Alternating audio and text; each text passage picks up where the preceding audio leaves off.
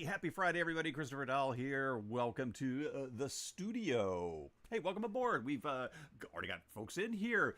First up, Tasty Will. Greetings. You're first, yes, indeed. And Houdini Bob dropped in second. Thank you so much for joining. Hey, welcome again to a Friday afternoon. These weeks keep shooting by. I keep saying that, but hey, I'm glad we all got on a Friday, on a proper Friday at the proper time, because I keep missing things too. It's really great. Anyhow, boy, it's been a fun week. I've been a productive couple of weeks. Lots of paintings going on. I'm trying to share as much of them as I can, and I'm actually pretty excited about the painting tonight. This is one that I wasn't sure if I would bring onto the live stream, but it just works for it. I need to do one of my sort of like a test painting for a concept I want to do. This is a personal project. I've had offers to buy one of these, which is great. So with the 60th anniversary of Star Trek, there's going to be a little Star Trekkiness to it. But we're gonna draw some stuff. We're not just going to draw. I'm also going to paint a little bit too. So, but I want to get the scene nailed down. And hey, that works because I'm a guy that teaches people how to draw starships, which reminds me, the only sponsor that we have for this video is me, Space Art by Christopher Dahl, and the Space Art Academy. Check it out over here. Whoa, that's the wrong one. That is the one. There we go. And up on the block, boom. I know. I think both of you already gotten in on it, so this isn't for you as much as for anyone that would run into it later on. The How to Draw Starships 101, my first ever online course, which will teach you the basics of drawing starships of any variety. I'm showing one here right now, but yeah. So if you like what you see here and you want to learn how to draw starships, there you go. Awesome. Drawing and painting. Well, I want to get the drawing kind of nailed, but I do want to get some color in on it, because that's half the fun. The scene black and white is exciting to me, but I also want to test something. So yeah, good times. Let's kick off the jams here, and as always, please let me know if it's too loud, not too loud enough, can't hear me, any of that kind of good stuff. So there we go. Oh wait, nothing on there. Bum, bum, bum, bum. Hey, it's not even showing anything. That's really cool. Neat. Okay.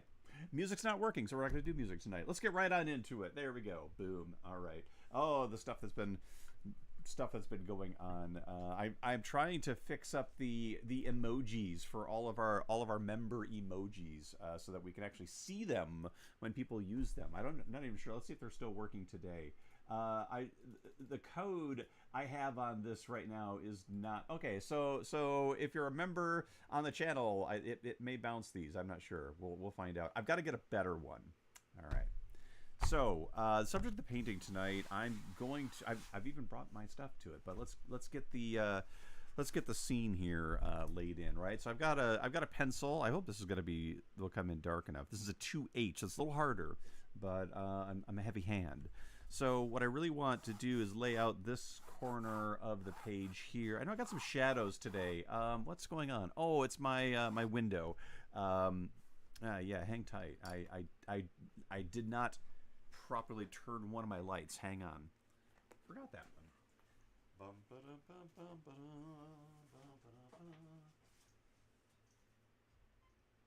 That's better. And then this, I think. There we go. Is that better? Yeah. Oh, that's so exciting. Okay, it's a little better. Right. My first ever how to draw spaceships video that I did on YouTube had shadows in it like this. It's really crazy. I know, damn natural light. You know, it's fun when it works. And then I've got a shadow from this thing up here in front of me. Well, we're just gonna do it anyway. I don't mind. So that one is really annoying though. Oh boy, I thought I had this all set up properly, but we're just going to work with it. Okay, so this is effectively going to. I might even expand this up here.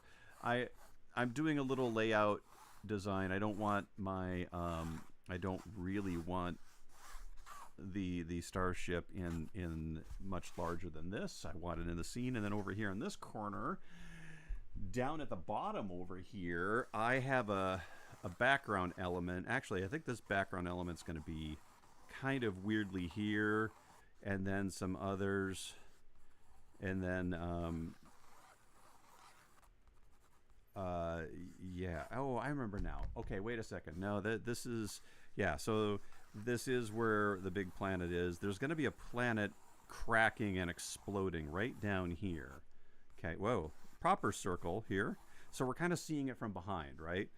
And on this side is a gigantic supernova. Think the Armagosa station from Star Trek Generations, kind of. There we go. So we're going to do that, and then down here we're going to have a poor, unassuming another planet that's basically going to get shockwaved out here with the effects of this calamity.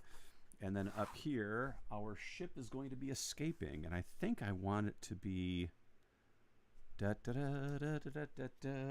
have two ways I could do this. I kind of want it to be, yeah. All right, we're gonna do it at an angle. That's what we're gonna do. Okay, breaking out. I might break out the tools. I don't have the tools. Where did the tools go? Crap! I misplaced the tools. I'm not gonna be able to do that then. All right. Well, I'm gonna have to do it the old-fashioned way. No tools. Which is as was intended. Anyhow, okay. So I can either depict the ship, like the saucer, at an angle coming out, or I could kind of depict it sort of this way. I think I'm going to do it this way and imply that the motion is like this. Or maybe I can do one of these. Yeah, something like that. Okay. All right. As you can see, I've actually done some sketches of this, but I like just sort of freeforming it as I'm working here. So I'm just gonna do my saucer is going to be no wider than this. It's gonna basically be right here, and ellipses. The bane of my existence, but I'm gonna do these gently, and I don't have an ellipse template this big, so I do have ellipse templates that drafting and architecture and all that would use, but they always like top out at a certain size, so you're always going to be forced to do this the old-fashioned way unless you break out the French curves. Draw me like your French curves. All right, there we go. Yeah. Once I establish the saucer on this ship, it makes the rest of it kind of fall into place. I always kind of rush things after establishing the saucer, though, and that is that's unfortunate. Center line. And then, actually, my center might actually be kind of like through there. Okay, cool. So this is going to be a little different. Oh, you can't hear me at all? Oh. I am speaking. Yeah. Is anybody having trouble?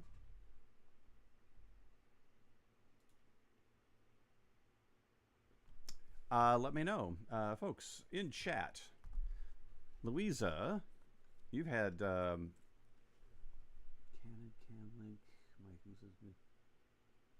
You heard the word saucer and center line. Okay. Interesting. I'm Tasty Whale. You're hearing me, right? Okay.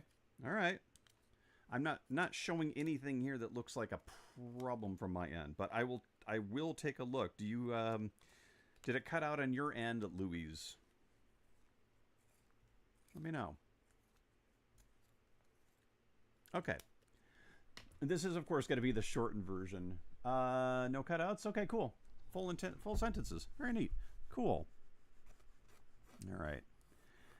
So this is where my this is going to diverge a little bit. I'm just very quiet. Turn your volume up. I'm projecting at YouTube normal volume right now.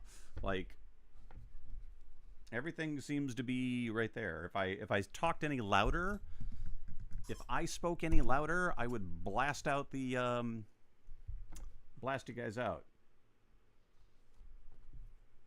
All right.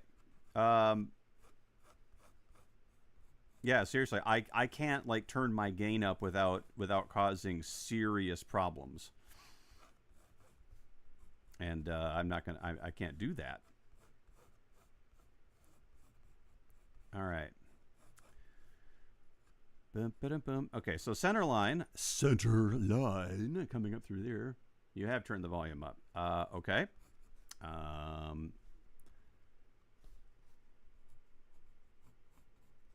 You heard that.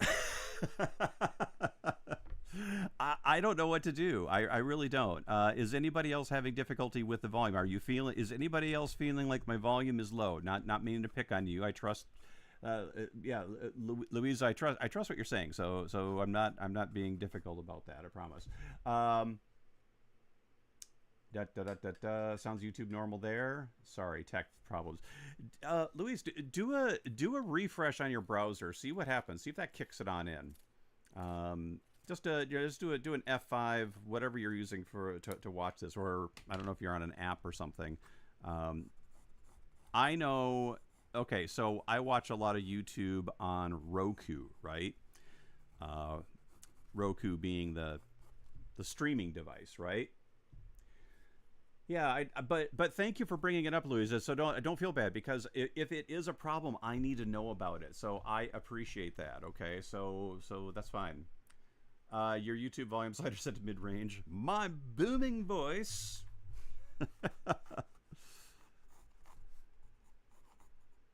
I'm just making some corrections here on this, and in fact, I actually have one of my bits here. It seems better than I touched the. I moved it like I moved it in an arc. It is technically further away, but because it's in an arc, it faces a little different, and it is a directional mic. But I can do this. There. Okay. All right. Let's see how that goes. Let's see if my projection is the issue. All right. Cool. Awesome. All right, let me see. I'm feeling pretty good about this. Okay, so the no.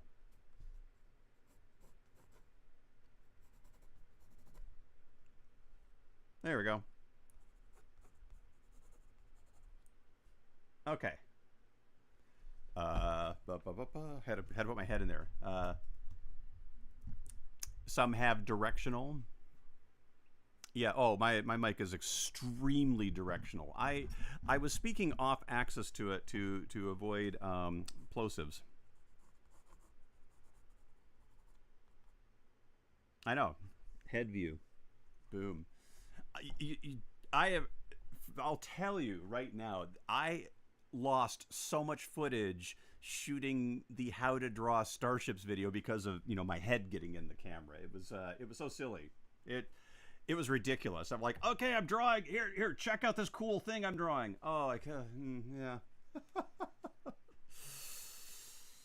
Yes, we love Christopher Doll's videos. You get good head in those videos. Oh, don't repeat that. Don't repeat that, anybody. No. Spaceships and gray-haired spacemen. Okay. Yeah. All right. So I'm trying to just sort of, without using tools, trying to make sure that I'm sort of in place here. The dashing top of the head view. Okay. So getting back to the unique version of this ship, I think I've talked about my love for the Lou Feck artist book covers of the James Blish Star Trek books, right?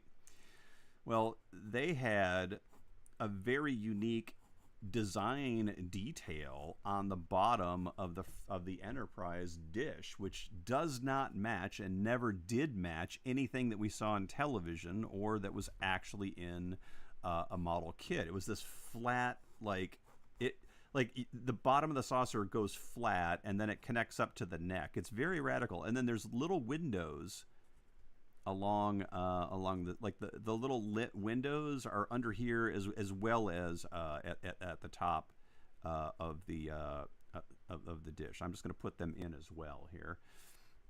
So bum ba bum. It's a really weird interpretation, and there's a reason I think that it happens this way. The book cover in question, I don't have it. I should have brought it. Damn, I don't have it in front of me. I think I showed it last week. Or I already painted it. I can't recall. So I think when the artist Lou Feck actually drew the covers. Make sure this is down here, down here, down here, down here, down here. I think that he used a model kit, an AMT model kit of the Enterprise, and I don't think he built the model kit. I think he used the photo on the front of the box of the model kit, and because all of his first couple of paintings of the Enterprise match exactly the photo of the model kit itself. Not to mention the fact that the model kit is inaccurate to begin with, which explains some of what we're seeing. But because he never built the model, he never saw the underside of the saucer. So I think he made it up when he had the first one was fine. He did the same view. It was just the top. But the second and third that he did, there's a couple where he made it up. He just made it up. And it's cool looking. It's just very bizarre, right? It's a very bizarre thing. So I love it just for its quirkiness to it. And ooh, this is going to be back there. This is where I get, well, let's see, you drop this, now you got the center section here, now you got yourself another ellipse that you got to deal with. Well, darn it. Damn it. All right. I'm just going to put this in so I can stump in what is effectively the secondary hull, because our Star Trek ships are cylinders, lots of cylinders. It's cylinders and plates, which is also why it's an incredibly cool tool to use to learn how to draw any kind of mechanical spacecraft, because the Enterprise is so damn simple. It will force you to learn the basics of the primary shapes, the base primitives. That's actually needs to be a lot bigger, doesn't it? Yes, it does. I think that needs to be like out like this.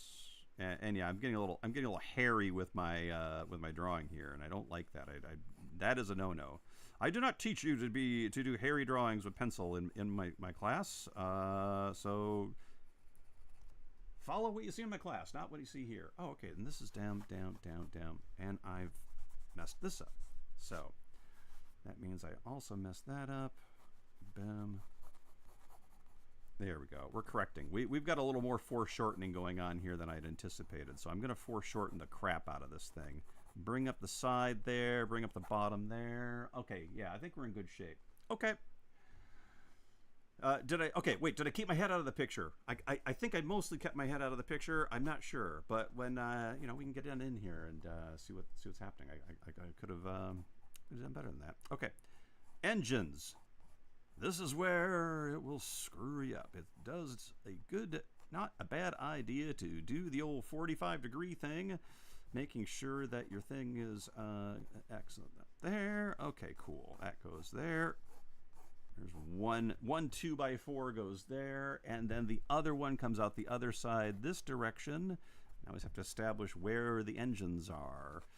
And actually, I think we're going to see about this big, about that big.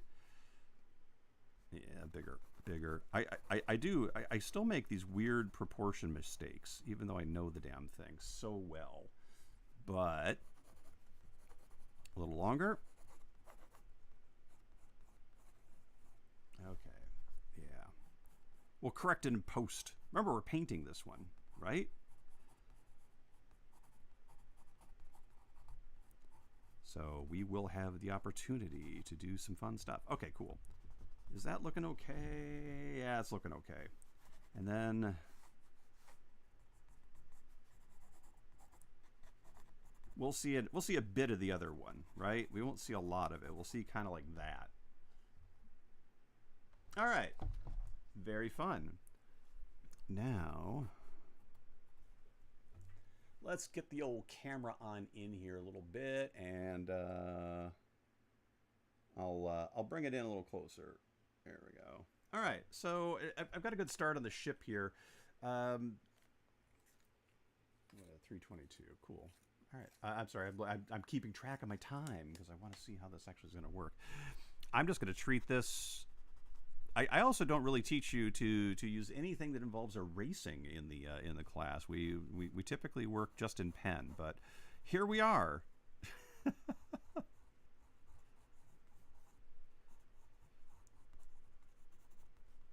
Okay. What's going to happen is I'm going to end up having somebody watching this that's going to be like, "You totally did it wrong. What were you doing? You're wasting all of our time." Actually, I haven't had that happen yet. That hasn't actually happened. So I feel pretty good about that. All right.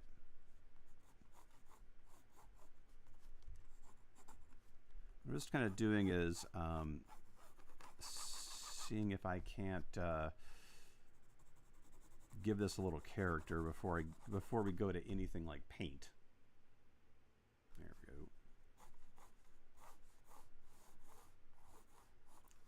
And hey, thank you everyone who's on the Discord. I think Wes shared the Matthew Cashman, Christopher Cashman. Sorry, Christopher Cashman. I get them both confused. There's Christopher and Matthew, which is funny because my brother's name Matthew, and I'm a Christopher. The Cushmans, with the work they were doing on Star Trek Cutaways, that's being unveiled this week at the Star Trek Las Vegas Giganticon. I've never done Star Trek Las Vegas. You know, it sounds fun. I know I would have a good time. It sounds like a monster of a weekend. Yeah, I guess I don't know. I'm ambivalent about whether I would want to put myself through that, but the news is cool. The news is very cool. And, you know, to the Cashman's credit, they got to go visit Adam Savage in the tested lab there in his workshop. So that's pretty cool. Okay, I'm a little wobbly on the detailing up here, but I think I've got the major stuff to the point where I would be inclined to work with it. We're gonna have the 3 bright windows there, and I believe that there was a little indication of the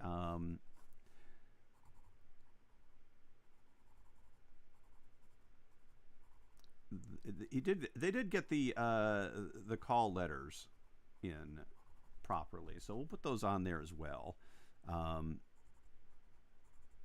The NCC da da da da da da da da da. There we go. Fun. All right. This is a detail under here that yeah, I've got it pretty muddy, but we're gonna go with it. That's kind of, yeah, that's much bigger. There we go. I think I made it too long. It feels too long. Don't no, please, I beg of you. No.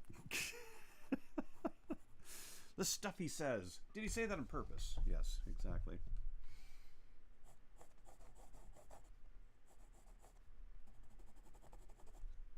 All right.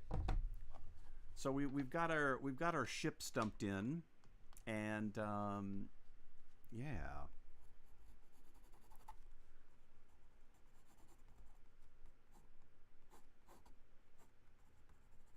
I actually do have a couple of the model kits we're talking about, the AMT model kits. Of course, that was a classic, a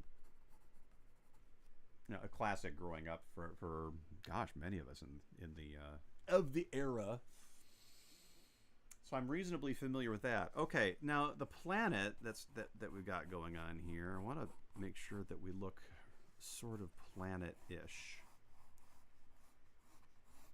I am trying to replicate the sort of feel of these Lou Fleck covers, and I want there to be sort of an indication of the planet breaking up here. This is actually going to be probably something it's going to be really effective in paint because, yeah, but I want to make sure I get them in place here. There we are. Yeah. And then the conflagration, which there will be a conflagration.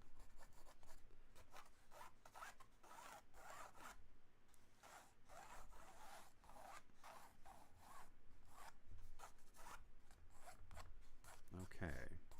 Very bright stuff out here. And then of course on the corner out by the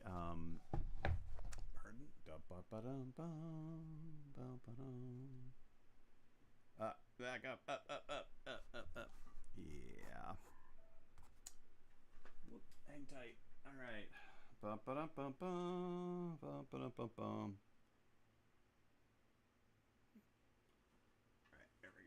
Sorry, had to double check. Got a text that I wanted to make sure it was not crazy important. Hey, there we go. I think this needs to be not so much like that. This needs to come down here. Yep. See, this is why I don't like using pencil. I do a lot of this stuff all the time. I do a lot of this stuff. And once you start down this path, you'll just be correcting things you probably shouldn't have been correcting. Alrighty. Excellent. Well, there we go. The drawing portion of this program. The base drawing, if you will. And of course, the reason why we do these in the first place. All right. Here we go. Let's just make sure we got this.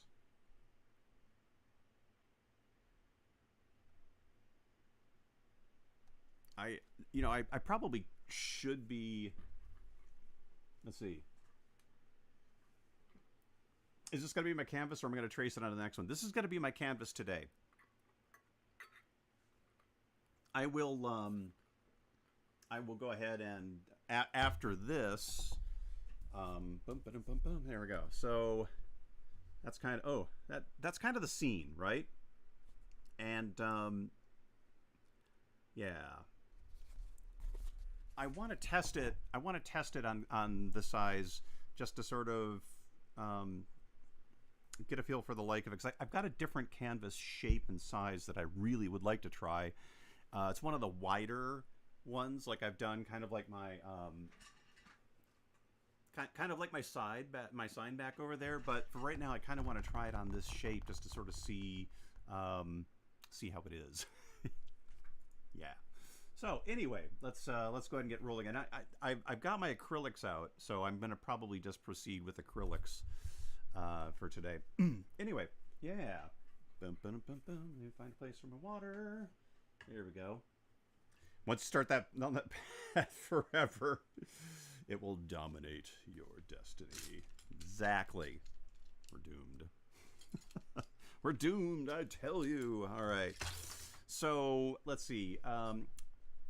Normally, I would, so like for instance, on the next one, I would like to take the drawing to a little, it's going to be bigger for one thing. I would like to take it to a bigger level, and then what I would do is do a clear gesso layer over this, so it would seal it all in, and I don't really have to worry much about the paint going on. So the paint's going to be impacted by the graphite, at least the base layer.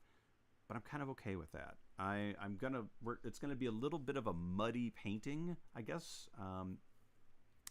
So I think the first thing I would like to do is kind of get a wash down, just to sort of tone the canvas and kind of lock this in.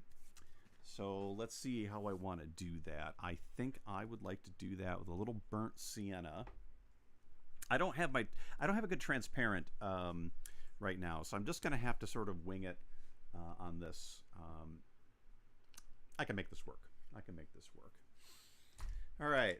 So big brush. Well, biggest. I've got, yeah, it's a pretty good size. All right, cool. So I'm just going to wet this down. I also have my color palette is right over here, my paint palette, just a slab of glass here, right? So yeah, here we go. I'm just going to kind of see if I can't get this locked in. Let's find out what happens. There we go. A little bit more than that. Yeah, two. Yeah, a little bit more. There we go. I've been doing this on my oil paintings. You've seen me do like a toned, tone underpainting like this, and I find that it really helps for all the reasons they say it does. So I'm just going to proceed with this. Being that this is acrylic, this won't take too long. By the time I get this kind of set, we'll be in good shape, right? So, yeah. Anyhow. I hope all of you that have signed up for the How to Draw Starship courses are having a good time. So if you're having any trouble at all, please feel free to reach out to me. You're welcome to join me on Patreon if you want direct coaching. I will be offering that there as well. So yeah, there we go. All right, I'm kind of, let's see. I want to be careful on this side down here. Let me hide the face.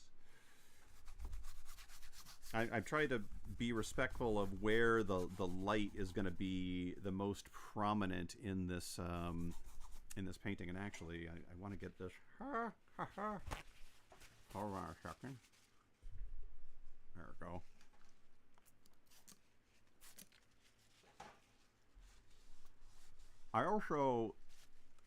I also don't mind this being a little sloppy because I'm playing with a style. I'm simultaneously trying to do three things at once as usual, right? Yeah, it's okay. We'll figure it out. It'll be good. It'll be okay. Yes. There we go. That's kind of what I wanted. A little bit more uniform there, and even down here. Get some more down on the corners. And just more uniform so that I can come up here and do this. Pull that away. There we go. Okay.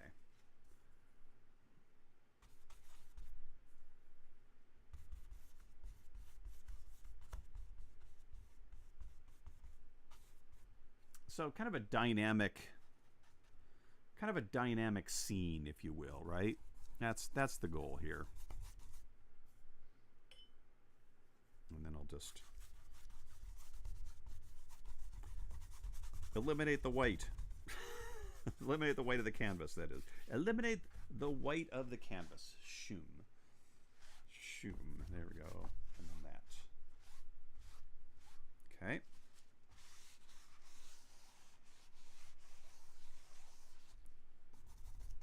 It's sort of just like real-time, just figuring out how toned do you go? How toned do you go?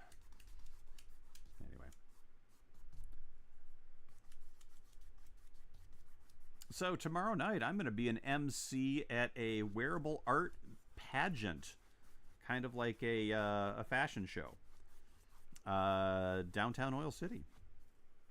It reminds me, actually, have any of you seen the movie True Stories? The Talking Heads, David Byrne movie. First one I remember seeing John Goodman in.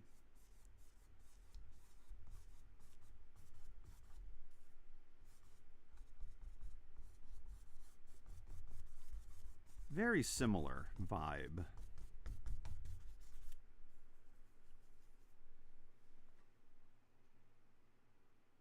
This looks like my pillow after my nosebleed. Oh no. Yikes. Well, so start off by painting a nosebleed. See, because once you paint the nosebleed, everything you put on afterwards will just get better. I'm kidding. Yikes. Oh, I hate that. That's no fun. Oh my gosh. Yeah. I assume that wasn't a planned nosebleed, right? Like, nobody plans those. It was an unexpected divergence.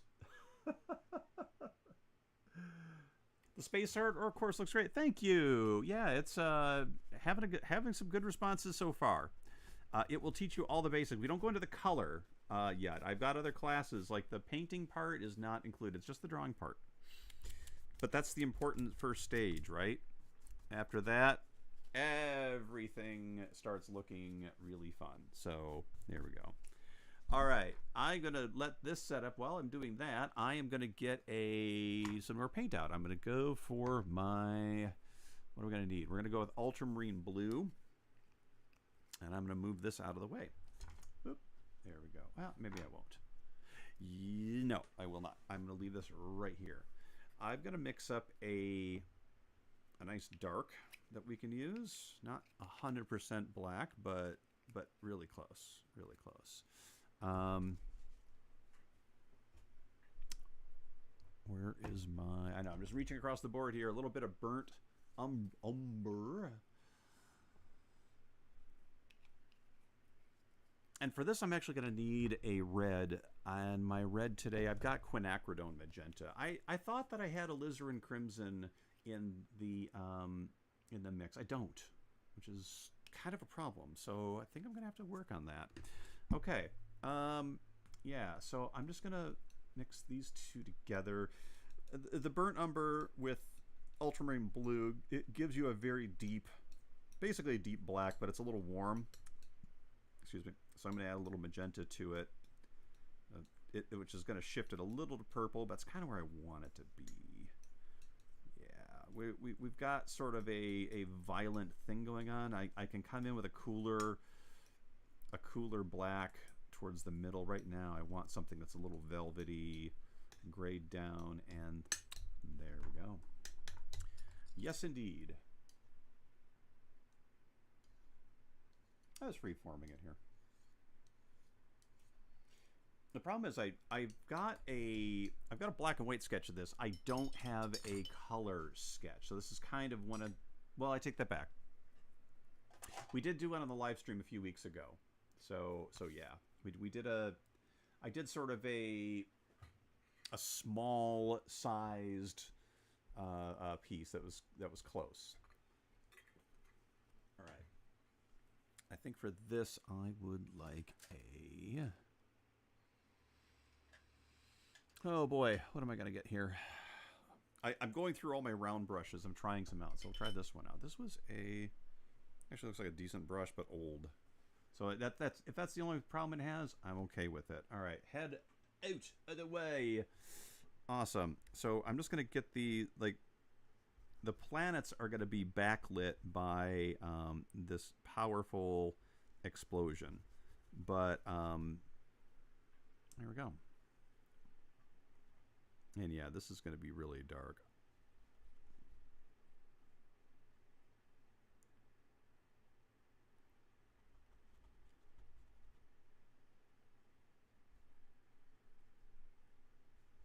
I don't think I'm going to go orange for the background. There's going to be like some orange in the mix, being that it is an explosion, of course, but yeah.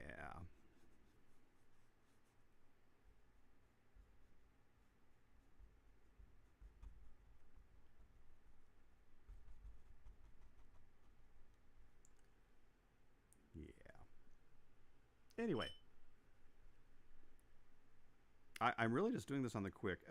A lot of times this is just sort of fun, and that I'm not gonna lie, just kind of crafting a whole scene like this is kind of a blast.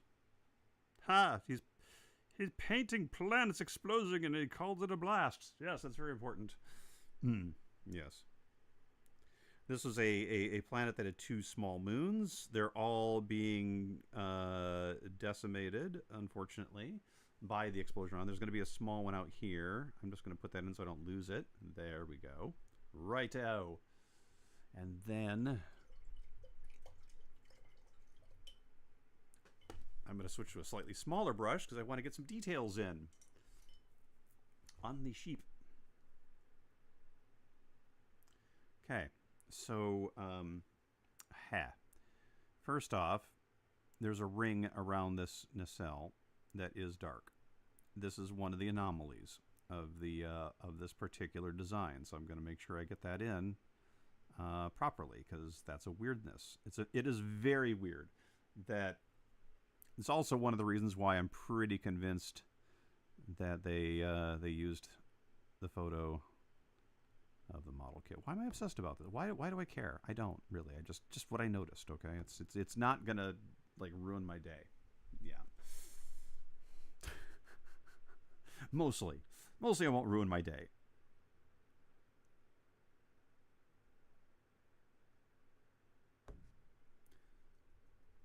But I do want to get the dark details in here.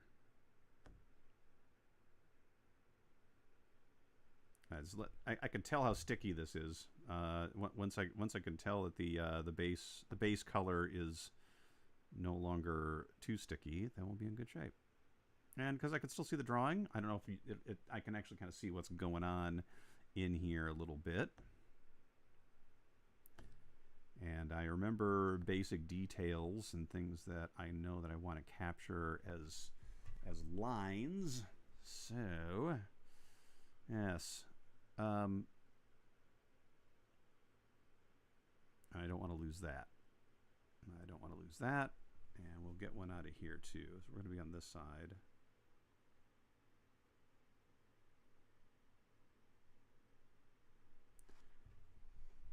I know this is really graphic. I'm like skipping several flavors of value here to get this in, but I want to make sure I capture the essence. The essence. Programming. Yes, survival must. I forget what Ruck was going on about, but anyway, survival. Must cancel programming. Anyway, yeah, I will get back to designing my own ships at some point, but this is something I'm feeling compelled to do. There's a, I know. It is the 60th anniversary of Star Trek, and I have not yet really captured the old girl, the original Enterprise, in all of her glory. Or even part of her glory, for God's sakes. So that ain't right. What I'm curious about is when I post this, finding out how many people out there of the fans that I know that know a lot about the Enterprise, if they're going to recognize this. I don't know if they will. That's the part that's going to be very interesting. To me, anyway.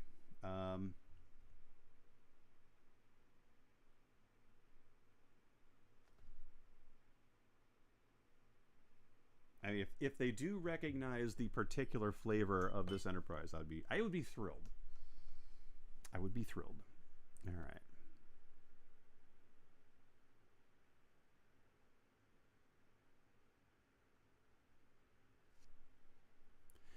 We're a little sad today. A couple of the kittens are going to the Humane Society to their adoption program, and we're going to be saying goodbye to them.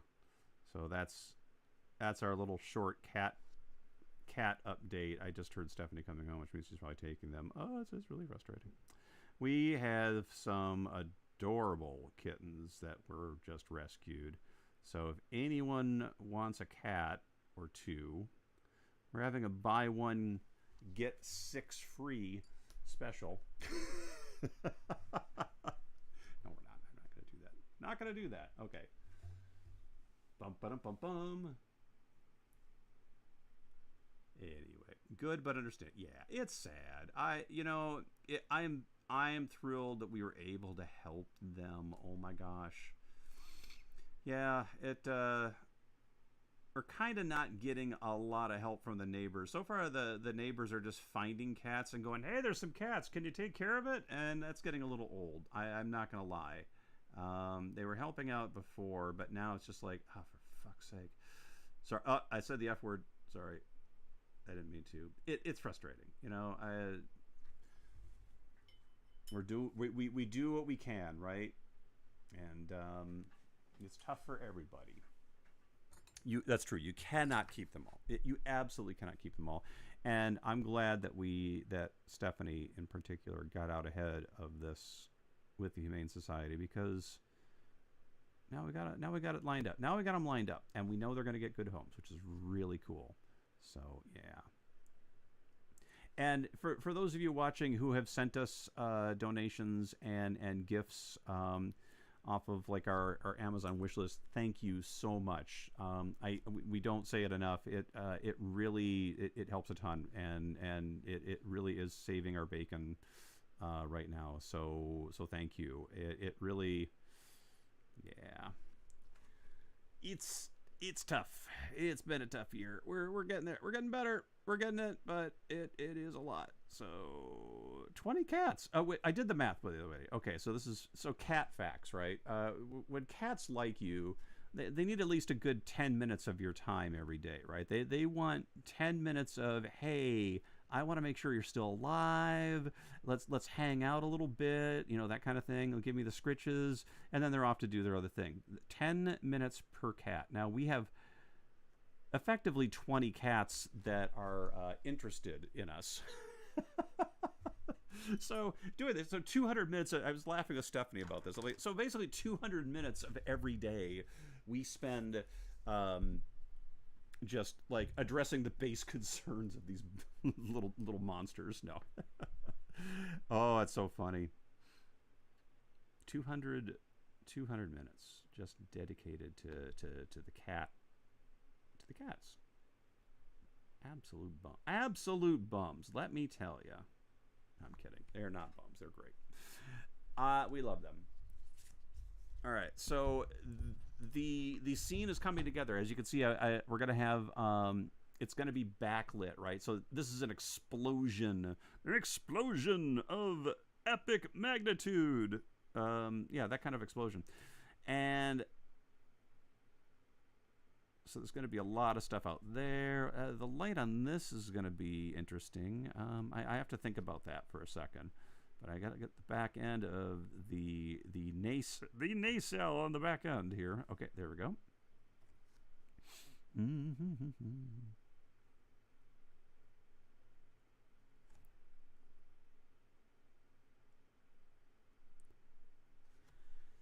Okay. Right. I'm sort of yeah. So I'm gonna lay in a little wash here.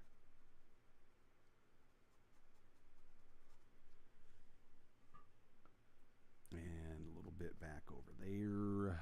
It's the same color basically. Maybe I'll add a little bit of my orange to it. Yeah, there we go. And bring in some of that orange. More water. A lot more water. Thank you. Yeah, and that's the other thing too, is that, you know, there are definitely people that hoard cats, and we really have no interest in the hoarding aspect. We're just trying to help, you know. That's anyway. You just get that look sometimes, like, what are you doing? You weirdo. Yes, but not in the way you think. but not that weird, right? Like not that weird. Weird, yes, absolutely.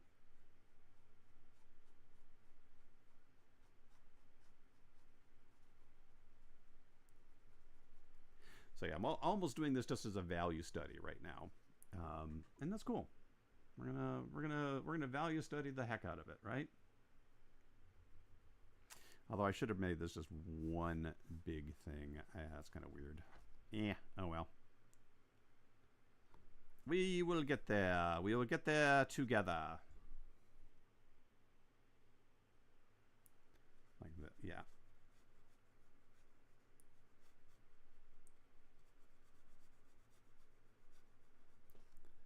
Okay. I'm probably putting more effort into this than the painter Lou Feck did. I get the impression that he probably did those on the quick. I don't know. Bob Eggleton, sorry, Bob, once mentioned that he saw these paintings. So he knows the person that owns the originals of these. And I'm like, jealous. That'd be fun. I'd like to see them in person. These were weird, like almost dreamlike versions of the Enterprise. So yeah.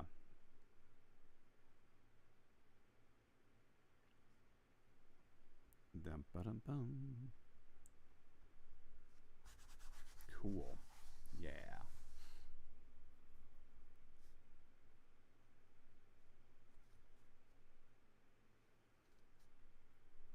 Trying to give this now some a little rendering, a little bit of happiness here.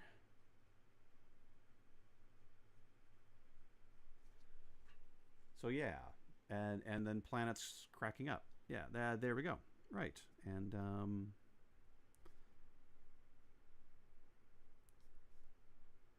I really want this to be kind of like a bow wave, kind of thing.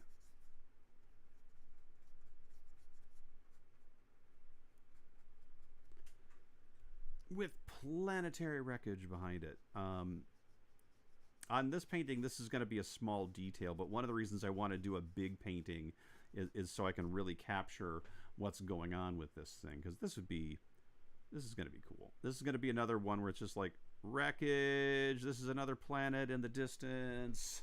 There we go. Not that distant. Okay, so what are we at here? We are at we have a slight we've got some tonality. I tend to do something with those, with the nacelles. In fact, let's go ahead and just blop those in. The nacelles will be kind of a gold, so we're gonna get those in just there. And then, oh yeah, the same thing with this beast. This is gonna be very copper. I might just copper that in with my burnt sienna anyway. So yeah, I'll restore a little bit of the detail that I lost. I think, it feels like it would be this, but I could be wrong. Yeah, there we go. I'm just going to do that. We're going to do that. I'm going to do the highlight on the opposite side, since it's a concave shape, basically. Yeah. Okay, there we go. Nice. Nice, he says.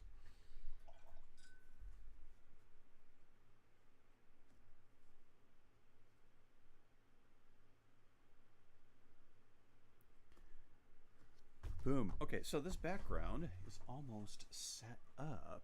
Let's see if I can move some paint over here.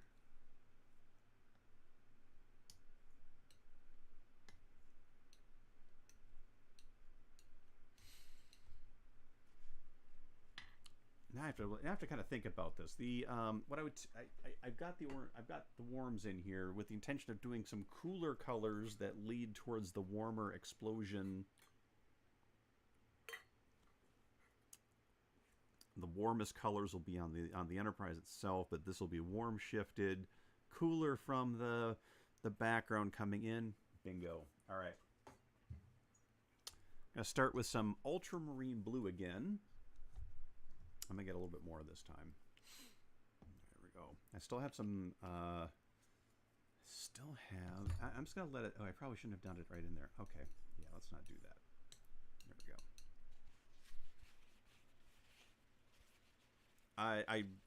I've got my discipline with acrylics. I'm having to relearn a few of the basics. So I want it to be kind of a purple. Almost an indigo. There we go. Indigo! There we go, but not so dark. So I'm going to use the rest of the orange to tone it back a bit.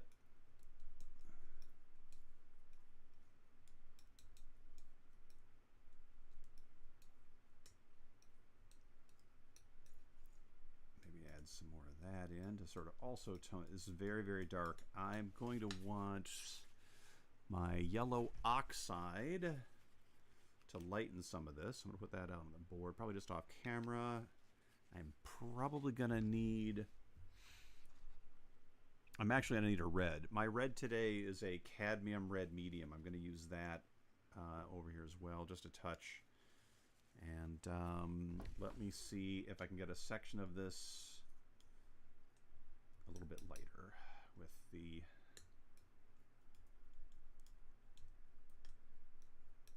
without it going too green as well. Like, I still want this to be a blue. Okay, bring back a little bit of red. There we go. That's pretty gray. It's still dark and also pretty gray. So it's maybe just what I needed for a dark.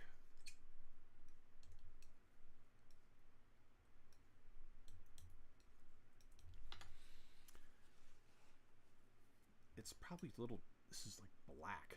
I don't know. I don't want black. Well, you know what I'm going to do? I'm going to get this... Thinking, folks. Thinking out loud. I have two colors. That. Let's do a lighter one real quick. Also, yeah, maybe not so much. I'm going to base this one ultramarine. Touch of phthalo just to bring it into a different blue zone.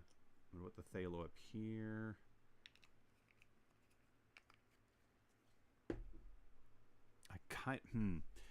I actually have bright aqua green. That will probably be a mistake, but it's a mistake that is worth it. So I'm going to try this. Okay, there we go. Playing on my own with the colors. I know the aqua. I bought that at one point. It is it's basically just a premix. I think it's mostly phthalos, right? It's a little lighter, a little bluer. Okay, I want lighter than that.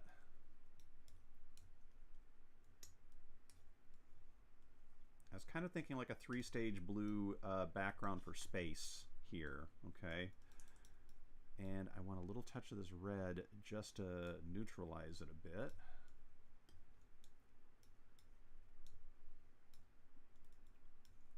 Yeah, basically this is what I would be doing if I were playing with a color design of some kind. You know, a color scheme for a... That's what I'm doing. Doing the color scheme for the painting. That's totally what I'm doing. And there we go. Let's just have some fun with this. I'm going to see if I can make some good use of... I have 3 blues basically here. It's going to be a little harder to see for you, but I've got a darker, I've got this kind of mid-tone here, and then I have this lighter. So I'm going to start filling in space. Better than that. And down here, in particular... And you see it is kind of coming in a little blue-gray, which is cool. That's kind of what I wanted.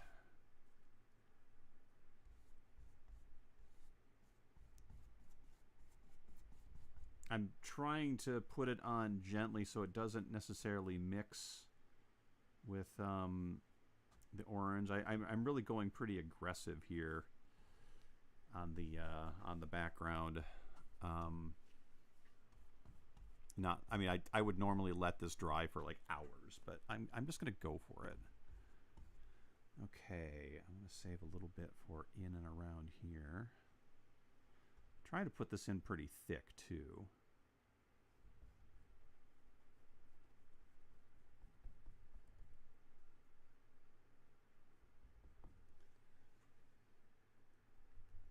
Let's get this one up across the top here. And you know, since I have a pretty decent drawing here, if you trust your drawing, now it's kind of a matter of just getting all the pieces in place, all the painting in place. It's not as easy as a paint by numbers, but it's like, you know, that's where you're going with it, right?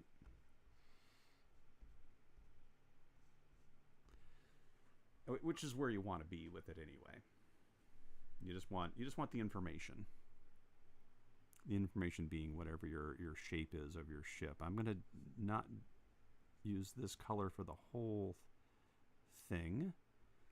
But what I particularly love, and I don't know if it's coming through or not, is this, you know, obviously blue and orange are complementary colors, so the eyes love seeing them together.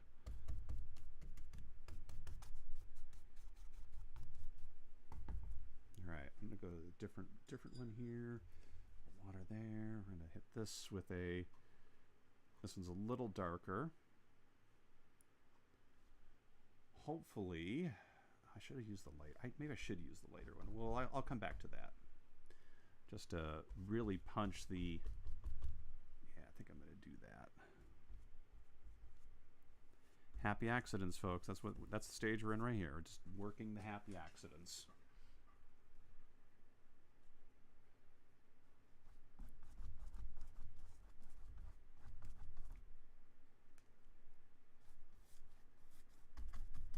I'm going to worry about the exploding sun part here a little bit later.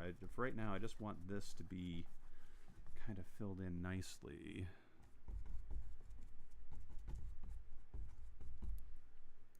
And I'm purposefully being a little violent with it, just so I can get some fun marks, right?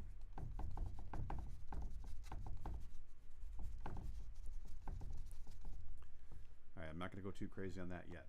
Let me grab the lighter blue I was working with here for right across the top. It's funny, when I envision this painting, sometimes a scene it'll be in my head, right? Before I even draw it. Like I can just sort of think what I want it to look like. And my mental interpretation of the scene was totally backwards in terms of the rendering. Like I had the ship being lit from the other direction, but when I started realizing there was a supernova involved, then it was like, oh yeah, okay, right. So yeah, we need to accommodate the light coming from that. So yeah, there we go. And that's what we do. That's what we do. All right.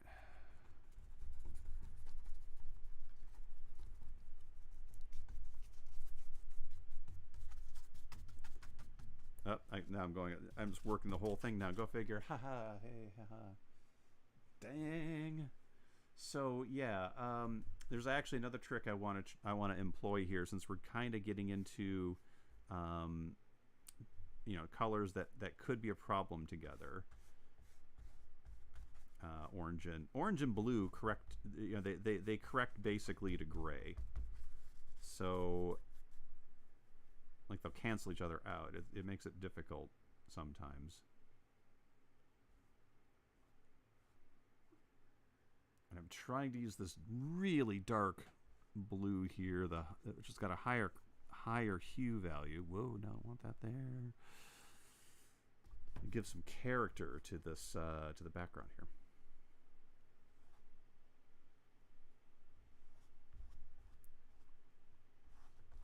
Now I'm picking. Yeah. This is where acrylic paint gets really annoying when it hits this state. Anyway, okay, cool. Yeah. Where's my white? My titanium white. So I'm just going to try to run a gray tone version of one of these colors around the middle, and that's going to help us a little bit here. Grab this one.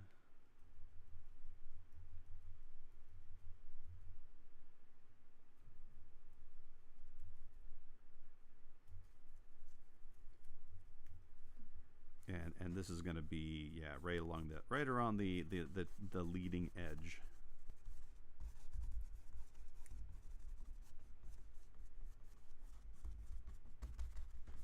This will help me with the transition zone, if you will. What we're seeing here with this painting is just kind of a combination of some of the things I've been learning on my own as an artist, and Just trying to put them into practice all in one go. There we go. What's really nice about it, you'll read it as like, hey, that's kind of sloppy, but when you have little tidbits of the orange coming through that we lay down first, it interacts with the blue tones on here and really makes for a pretty stark contrast, complementary contrast, if you will, is what it would actually be called, and it helps with the eyes. All right, there we go. This is a this might be about as far as I can take that until I let that set up for a minute. Okay, I think I might be. We're at a little after the hour. I'm just going to use up some of this paint that I have because I have it, and I want to use it before, because I'm just going to lose it anyway. So let me get the top corners up here. Oh, bottom corner needs to be blued. Okay, I can get some of this in there.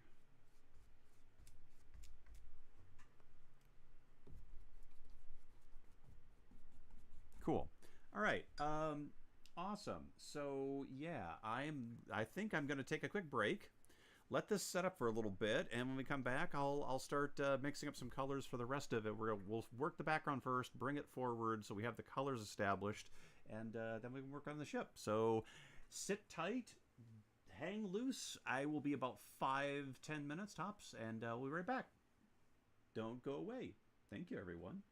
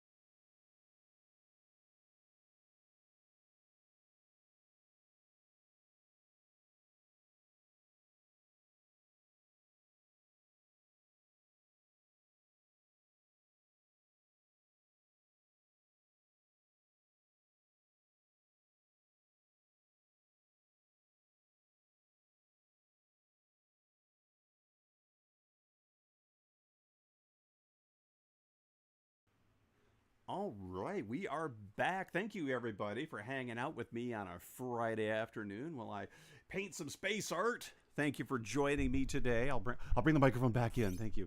Let's see. Houdini says, "Oh yeah, the orange underneath looks like the bird. It kind of does look like a bird of prey. That's funny. Maybe it was just in my head. Yes, obviously doing the Trek stuff, it would become the Freudian slip of the bird of prey. I really like these sort of the play of colors that's going on with this background. It's actually looks really cool. I think it looks kind of fun. Yeah. So anyhow, let me get a little bit on here. Thank you all for joining me. I am of course Christopher Dahl, space artist, self-proclaimed space artist. No, I take this very seriously. We do every Friday. We do one of these for those that are just joining, and as you can see, a few of them behind me here as well. Let's take this one. Let's take this one to the next level. Here we go. First things first. I'm gonna clean up the old palette here a little bit. All this paint is probably gonna be pretty useless. Yeah, let's just move that.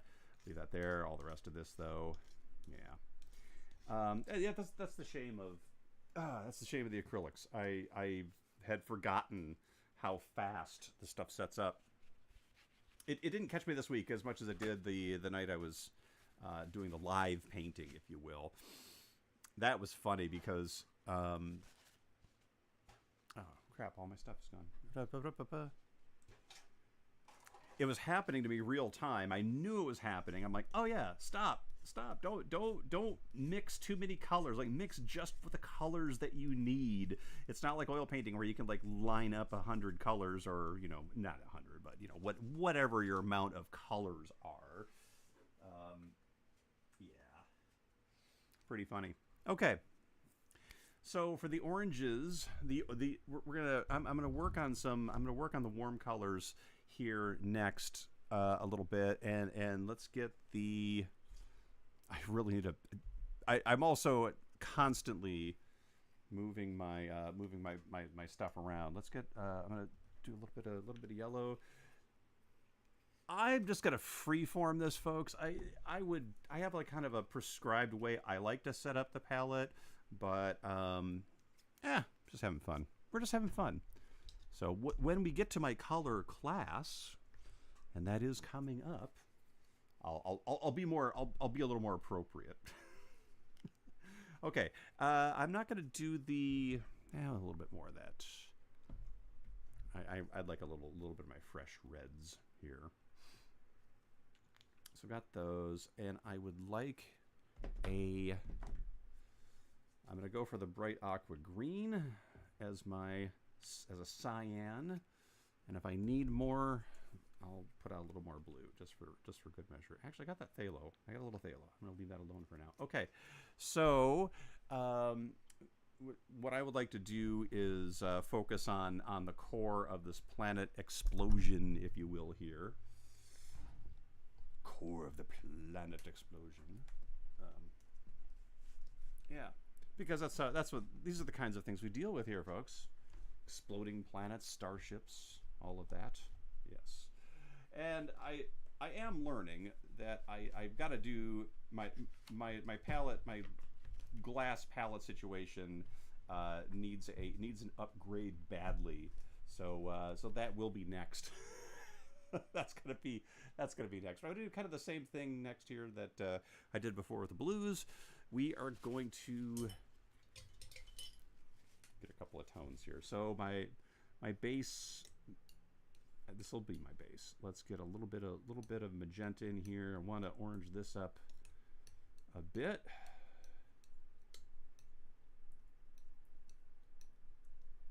There. This is a little brighter value than, like, say, the raw sienna I use for the background. There's a little more chroma to this, so I'm going to touch that back just a little bit there. There we go.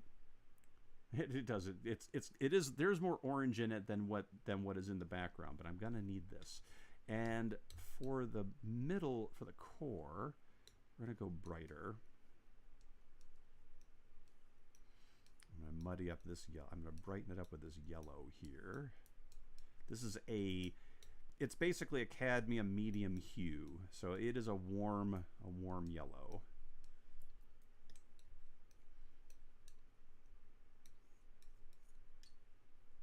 And then I'm going to use for a darker one, a little more of this, a little touch of the phthalo, and then a touch of the red.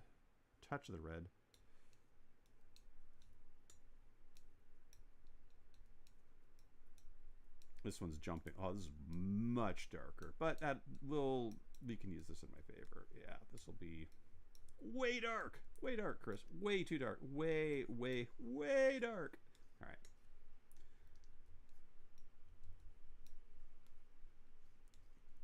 So I have way dark, and so I'll have less way dark. How's that sound? Put a little bit more yellow into that. There we go.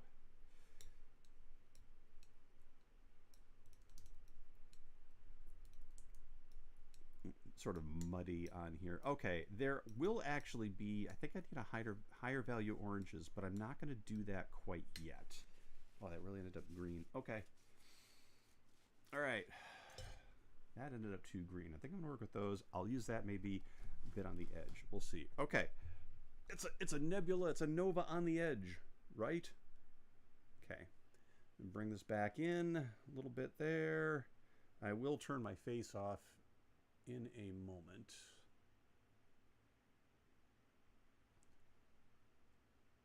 All right, there we go. Okay.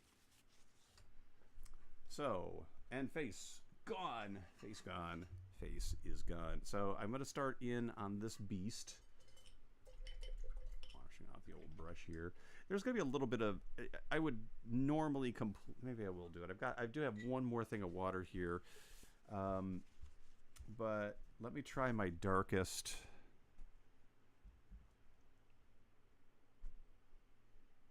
Yeah, this is going to be, I think I will do this in the paths of the planets here. And as much as I like the idea of this being kind of a bird of prey, I don't think I'm going to do that quite yet. I think I'm going to stick with my planet theme a little bit.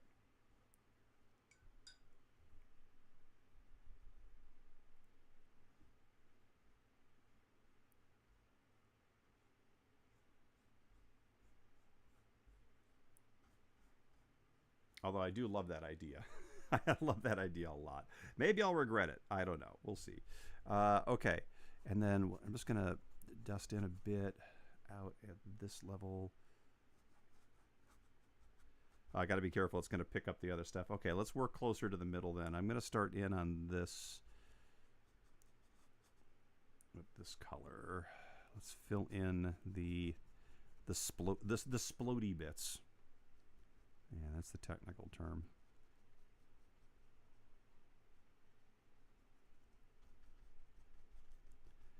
So it's as if the star for this system has exploded.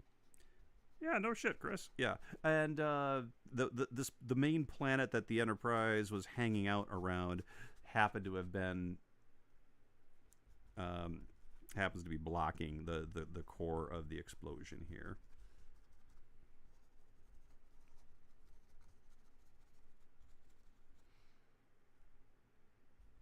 And as I'm doing this, I am thinking of photos that I've seen of planetary nebula explode, like the planetary nova. So not planetary nova. Planetary nebula. I think that's what they're calling them. Yeah, planetary nebula, right? The kinds, like when stars explode and they leave a shell, like whatever the Crab Nebula is, that kind of nebula. That's sort of what I'm thinking in my brain here of this.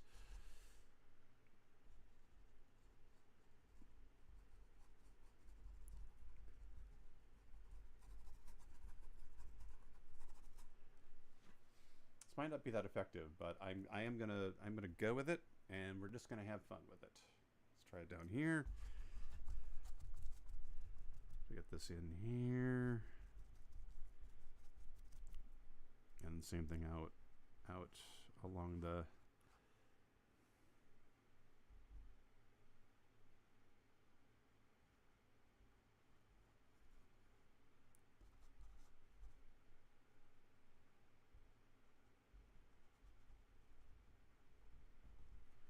So as the star is exploding, I feel like it's just throwing out all sorts of junk.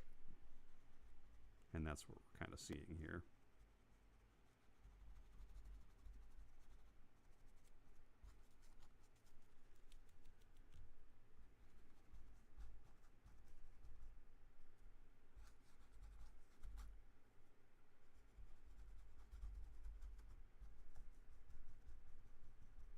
Okay.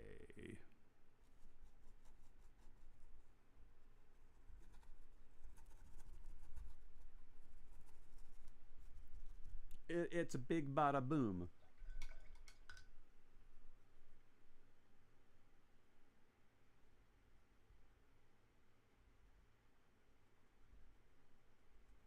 And we're going to come in with a core, which is probably going to be way too crazy. But we're going to go with it. We're going to go with it, folks.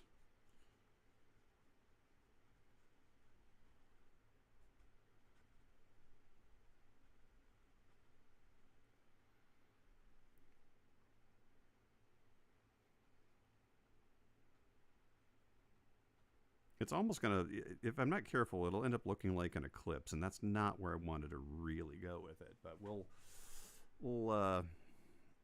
adjust accordingly.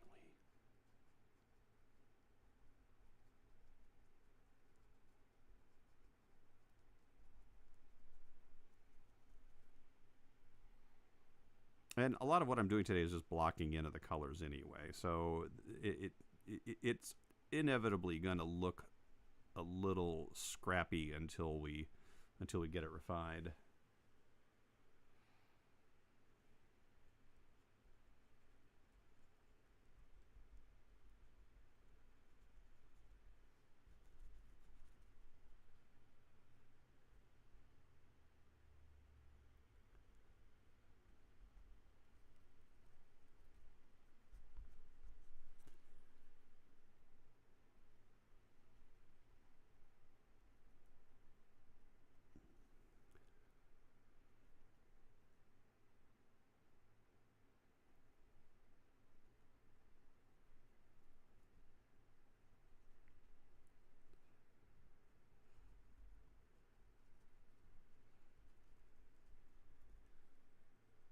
I am purposefully using this soft round brush just to sort of dance this in, instead of just to adjust the kind of strokes that we're going to view in the painting. This will be a little. It gives it a different characteristic than maybe what I'll end up with more on the starship itself. I might. I'll just see how it goes. I'm just gonna work with it. Oh, look how much green is coming through there. That's because I'm forcing it. This is where. Okay, that green was intentional, right? That I meant to do that green, right? Yeah, that's totally what I meant to do. Yeah, totally. Yeah. So we're catching we're catching the effect, like we're catching the explosion literally just as it's happening, and the Enterprise is just like, bug it out. Bug it out. Yeah.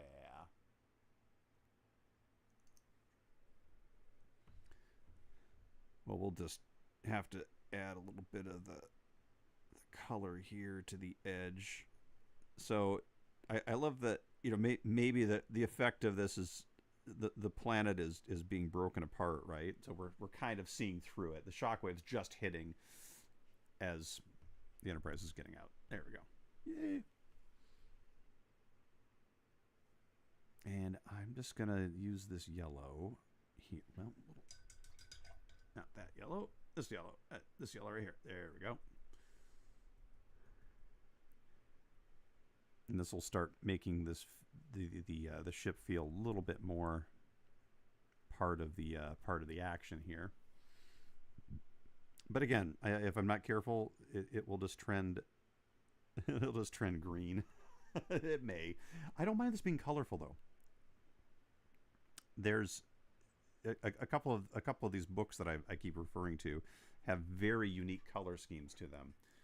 So yeah, I'm just gonna touch this up to the point where I get a little bit of the color in there. Oh, really green. Really, really green. Yeah, that's all right. Well, we got this. We got this. We totally have this.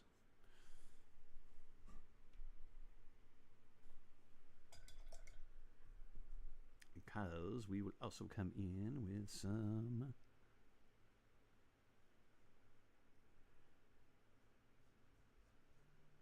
of the browns that I just used. Some of the oranges. I don't know. I kept seeing this ship in rendered in both greens and oranges. I'm getting greens on accident, but the the original image I had of it was kind of in oranges and greens. But yeah, I'm not entirely happy with how it's shaking out here, but we're gonna make it work. Ooh.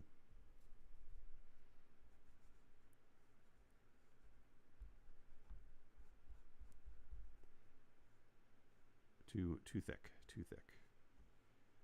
Yeah, now I'm getting it into cat food green here, and that's really not what I wanted to do, but we'll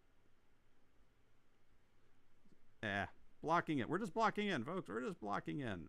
Did I say that earlier? Yeah, I did. Yeah.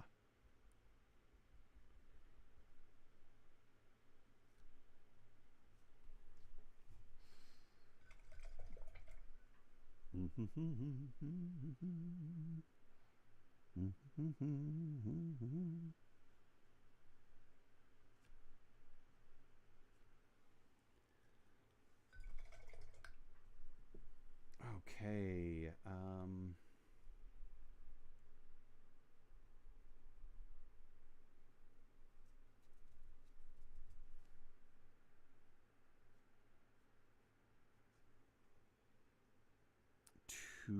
Too much. Yeah, too much of that. Too much of that. But I might be able to bring it on in here. Oh, undo, he says. No, I can't undo. Nothing. Okay, that's way too green right there. That's going to have to change. That's really going to have to change. There we go.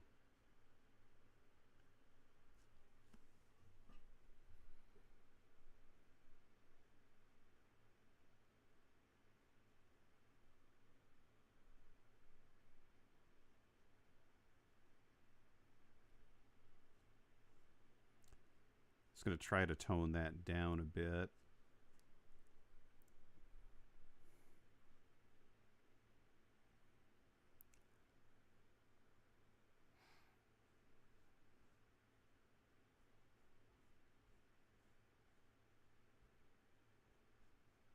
Yeah, I think the yellow was just too harsh, but it at least got it. At least it got the color in there, right? It got the color in, and that's the important part.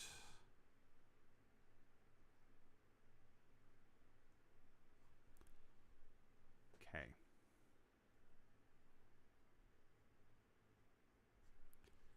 Just kind of touching some little dark, probably unnecessarily so. All right. Oh, it's really sickly green. Oh, I don't like that. All right.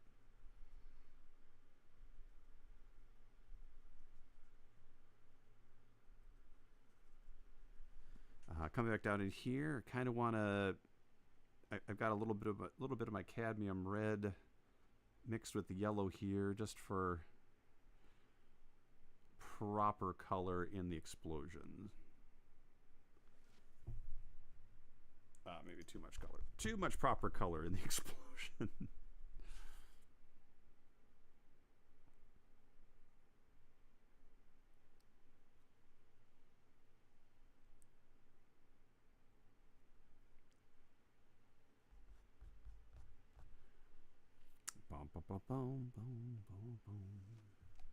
Maybe I should have done the vertebrae, you know? Maybe that's what I should have added.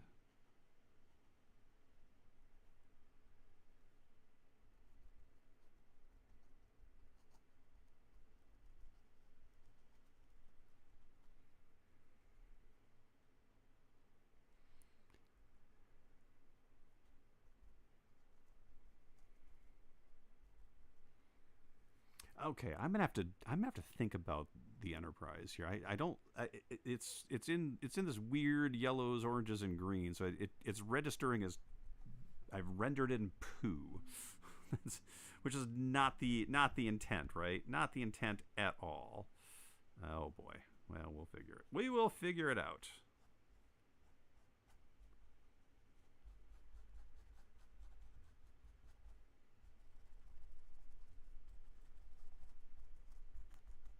Okay. More head in the view.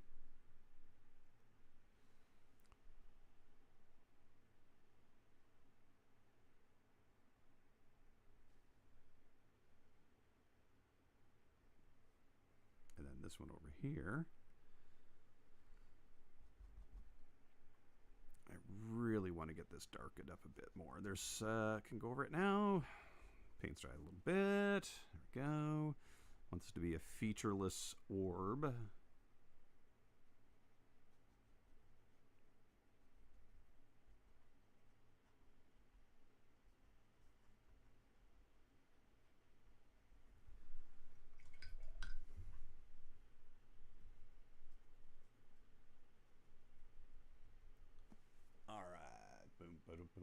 At least the colors are sort of playing well together.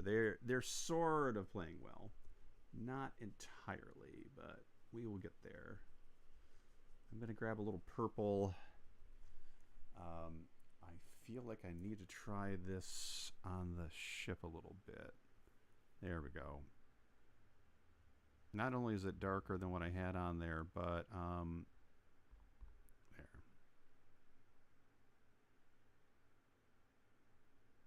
Yeah, it's actually working out pretty good too.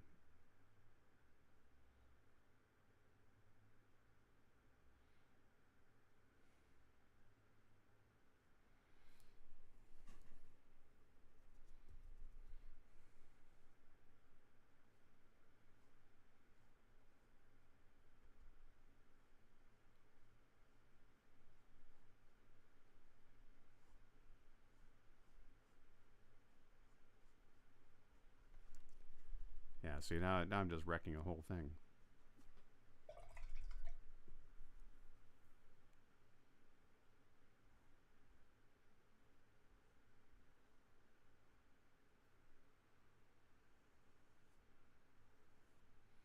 I'm just playing with the shapes. I think I know what I need to do. I think. Yeah, I got myself a little lost. In reality, these are colors I don't normally use. Not all of them, but a bunch of them. So it's a little intimidating to try, especially live. I love getting on and having it like not work out exactly the way I thought. It's hilarious. It really gives you strength of character. I highly recommend anybody that's considering doing art, do a live stream occasionally, every once in a while. It's hilarious. It'll send you packing. No, it won't. It's good. It's good. It's a good thing. Yeah. Okay. Lost he is. Okay.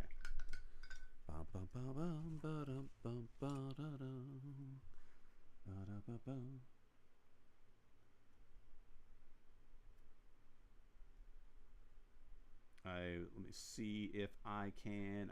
I'm feeling the need to kind of come in and delineate some stuff here. So I'm grabbing a very light color and getting some of the brightness out of it. So there we go.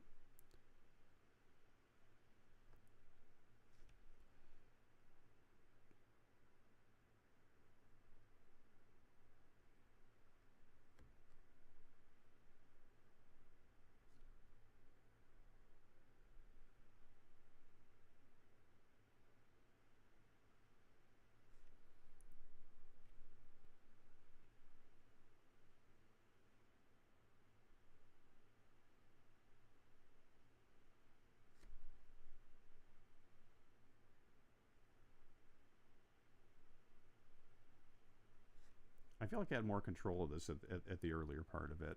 But all paintings go through sort of a weird. I always say that it's kind of like that. They'll have their awkward teenage phase, is the way I like to put it. And it's true, they do.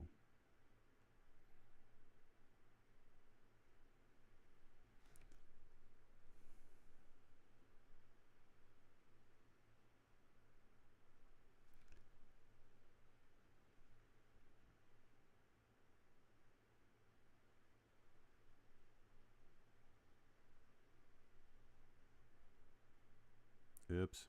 There's another undo. I keep missing my undos.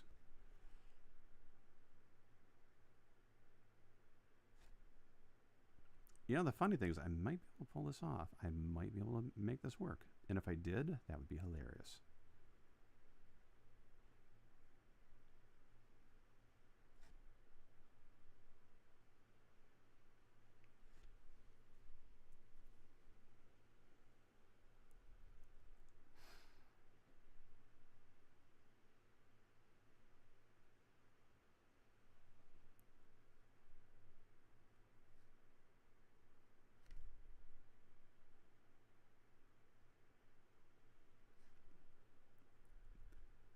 Okay.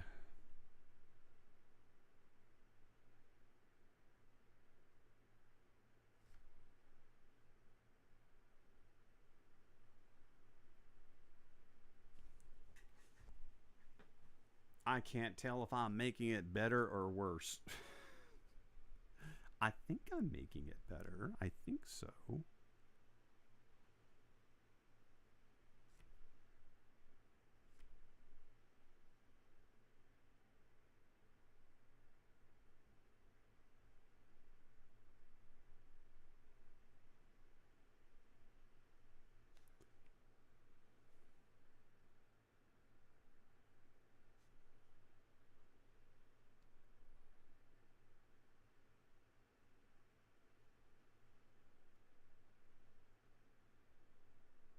Oh, that nice drawing, and I completely covered it. There we go.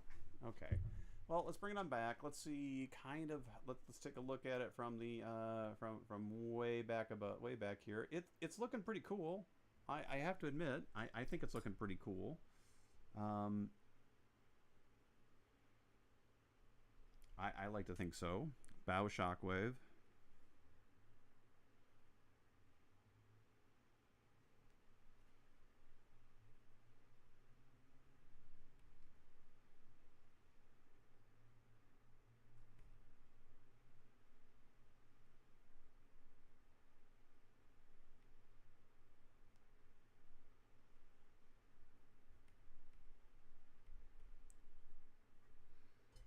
I'll have to get a close up of this when it gets closer to the end, because it's going to be kind of fun. I'm gonna give it a little bit of that. Use a little bit of the white here in the planet to delineate some of that.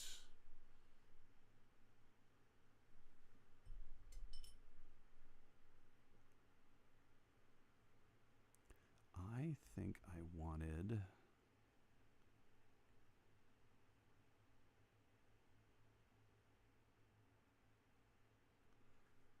We're going to do red there.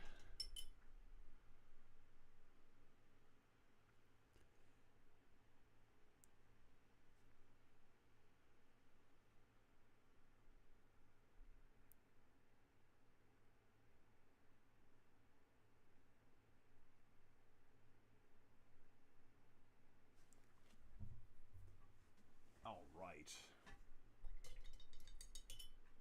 I can't really tell if I'm being successful on this one or not, so I'm just gonna proceed and pretend like I know what I'm talking about. There we go. So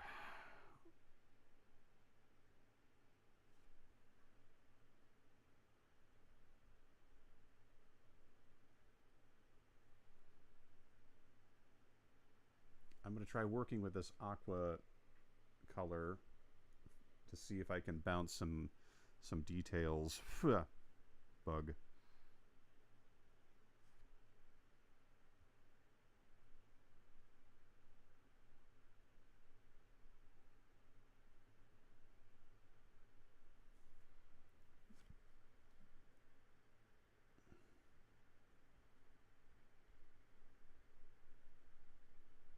because I feel like this will help push the ship away from being muddy into something that might make it read more made of metal. So yeah, or I could just be lying. I don't know, but I'm gonna do it. I'm gonna do it. I'm gonna do it.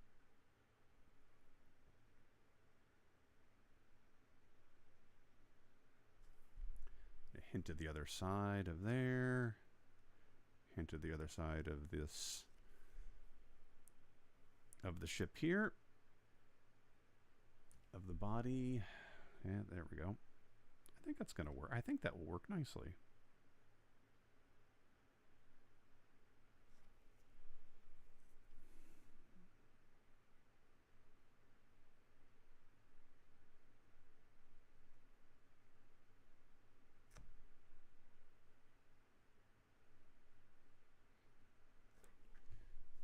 This does kind of push it toward closer to the actual color of the Smithsonian version. So there you go.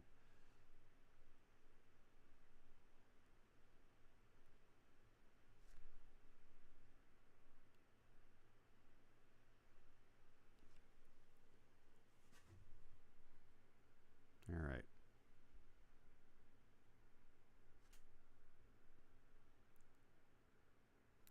Or maybe it doesn't even really matter. Maybe it just doesn't matter.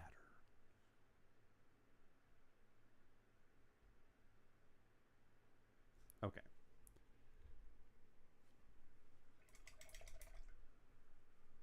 I have to restore some of the dark marks. Oh, my paint's still good. Yes. There's one.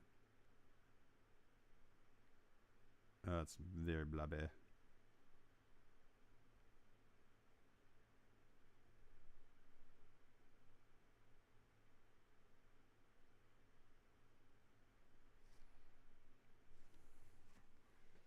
Getting some details in would be kind of nice.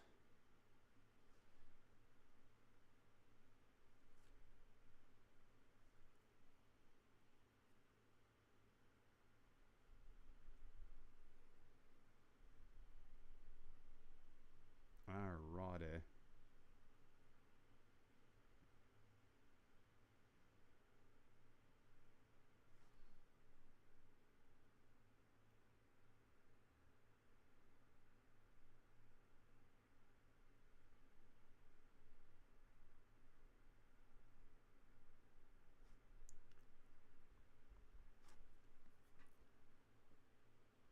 Okay. So we're going to have an indication of some windows. Just a couple, and they're going to be pretty... That's too big. I should have been smaller.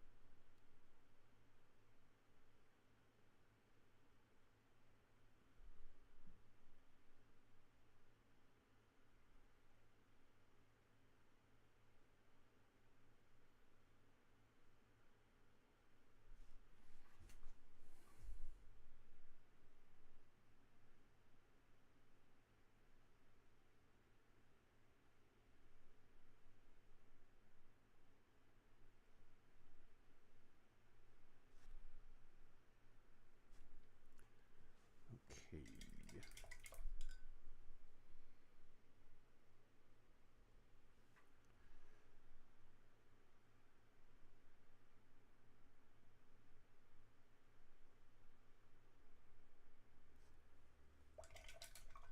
Oh, head shot again. Forgive me.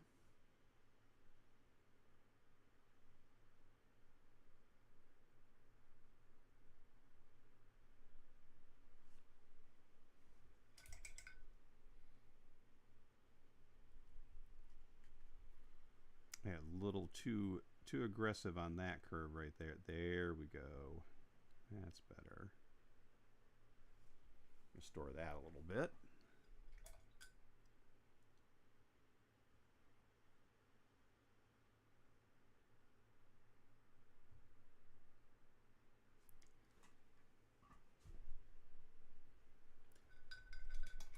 Yeah, so the details on the starship feel a little wobbly here, but let's see, how does it affect the overall scene? I actually kind of dig the overall scene. I'm kind of okay with that. Just doing this to make sure I get a little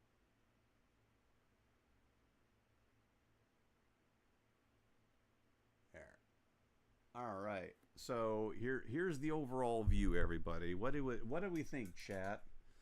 Um, I don't have any indication of the ship actually leaving, like skating away. So I could. I don't know if I want to even try.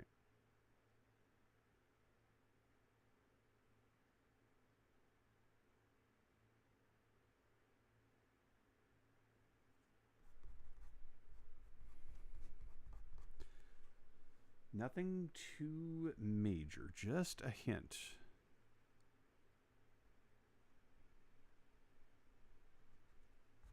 Oh, that's kind of fun.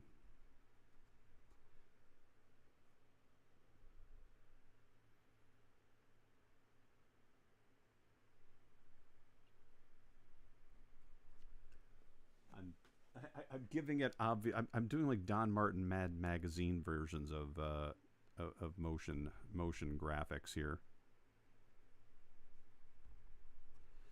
just to give it a hint of, hey, let's get out of Dodge, man. In fact, I think that's actually one of the titles I had for this was Warp Drive. Warp Drive Now is what I had, and I think that's what I'm gonna. I think that's what I'm gonna go with. And I'm just fascinated by this sort of weird interpretation of the show. It's like what happens if you the artwork I've seen of shows that when a show gets shipped overseas to a different market that's never heard of it and they need a poster and then someone just goes for it and then it looks weird. Yeah, that kind of thing. That's kind of what I'm hoping for here. And I feel like in that regard I've kind of got it. Nothing. Oh, that's it. Everyone's in their everyone's just hanging out in their summer mode. That's okay. I am. Me too. Seriously, me too.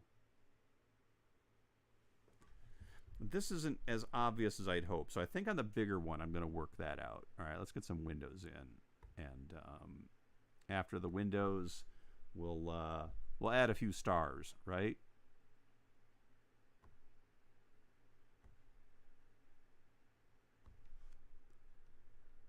Yeah, right.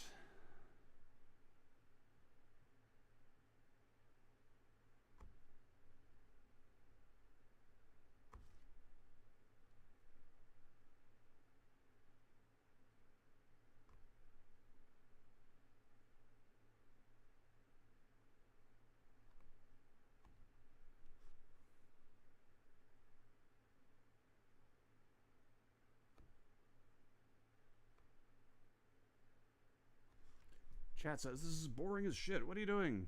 There's no music today. I know. I know. I know. What happened to my music player? It's really weird. It wasn't showing up at all in the thing. That's very frustrating. Anyway. Okay. Yeah, super weird interpretation of the Enterprise here. Not gonna lie. It is very odd. Oh, let's go straight white for that one.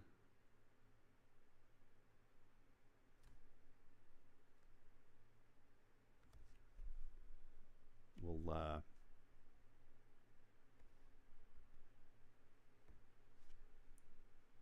bum ba dum ba da da da da.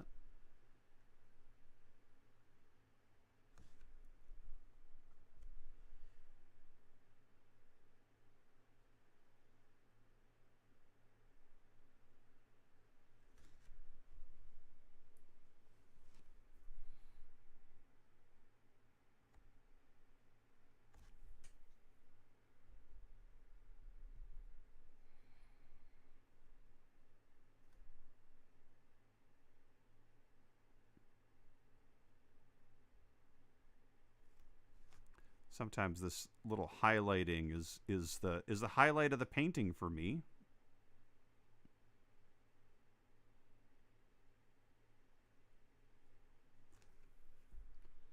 There we go. But yeah.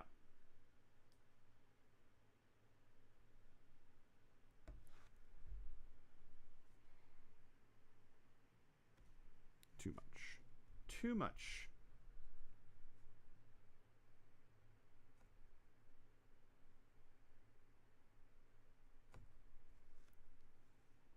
me try this edge again one more time.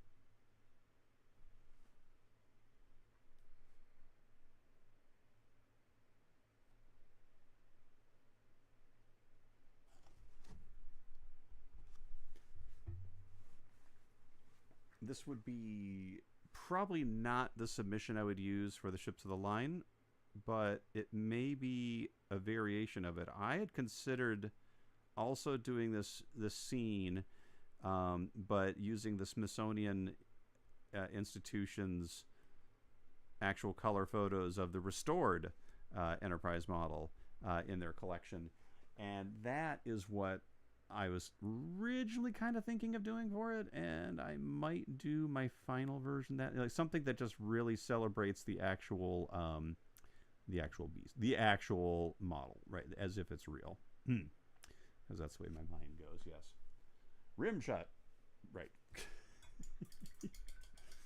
The whole thing's a rim shot. Ha. That's all good.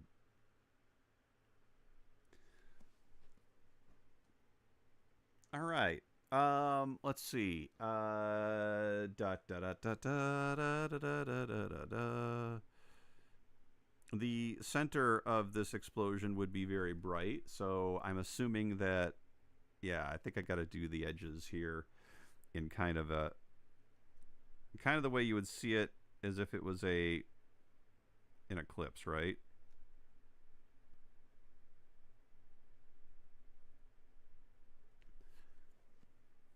I'm trying to do this without actually getting out more paint. I don't want to get out more paint, so I'm just going to try to work this out as best I can.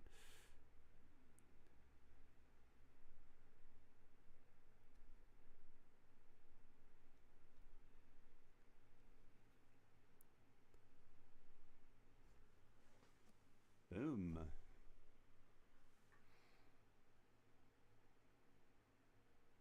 Oh, I picked up some red. Oh, it's pretty funny. I picked up some red, and it'll be just on there anyway. So there we go. Kablam.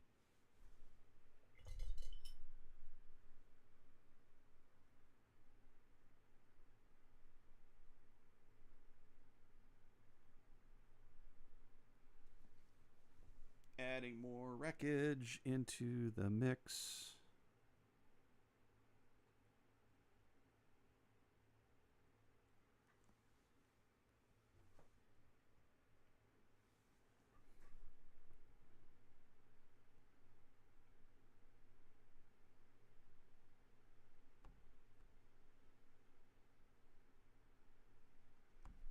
I'm going to bring it back in because this is just, I think I'm too far out for this. There we go.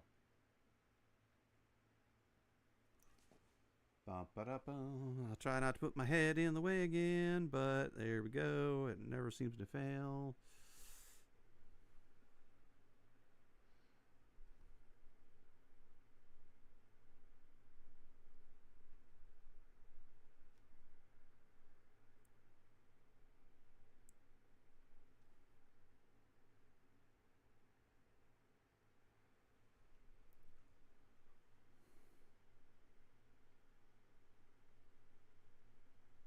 So I'm even trying to get the debris to sort of explode away in kind of an arc that will help support the motion of the ship in the painting.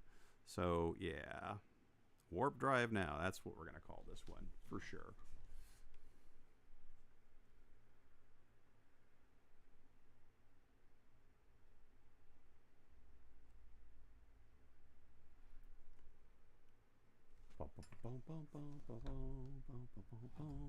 Oh, I know, I forgot. There's a little thing on here. I was going to make sure I got in. It was easier to do with pencil. Let's get the little NCC signage back in here. N C C 1701. Same on this side.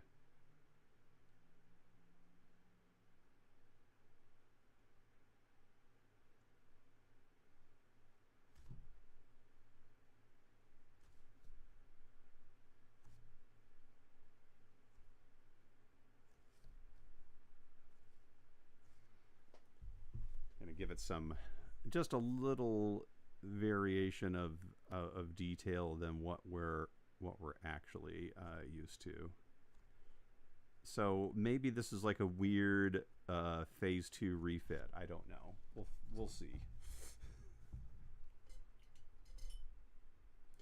But let's just go the extra mile. Let's give it like a weird. Let's make this like a weird laser thing up front there, and yeah.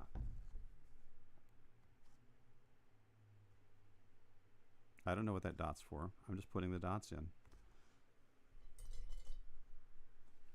In fact, I don't even know really what this red dot's for, but I'm putting it in anyway.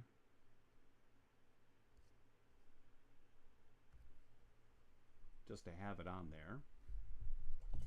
I am going to need some more white. Damn, I thought I could get away with it. Get away without any more white. I'm going to add a little more white though. We're going to need more white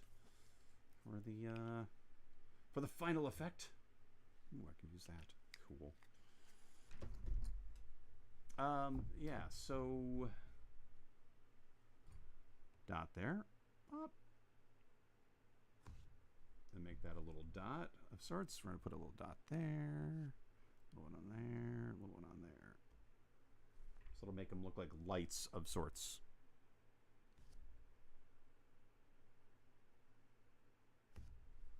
There we go. And we'll highlight some of the windows in here just to really pull them out.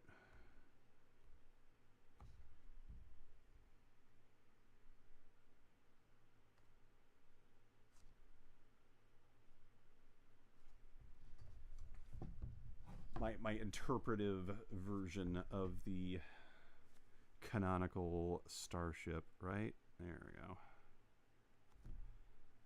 Everyone's like, that's it. Finish it up, doll.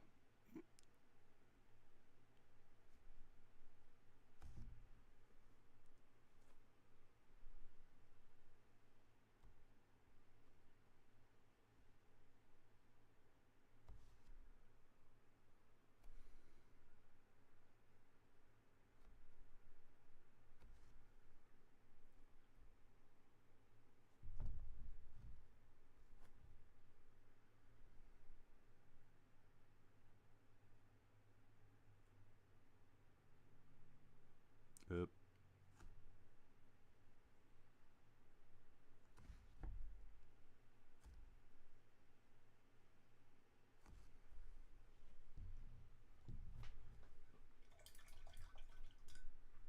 Oh, and then I'll do something just kind of fun, like just give it some hint that the light is coming out of these windows, is reflecting.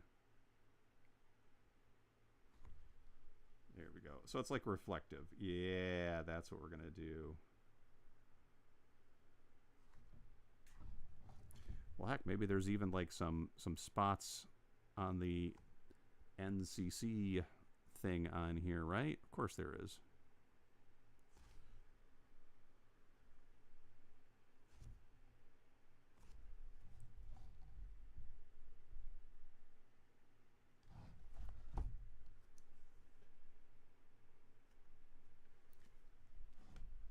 Okay, let's talk about stars, shall we? I think I'm to a point where I'm ready to sort of deal with a few of the stars. Let me bring it back in.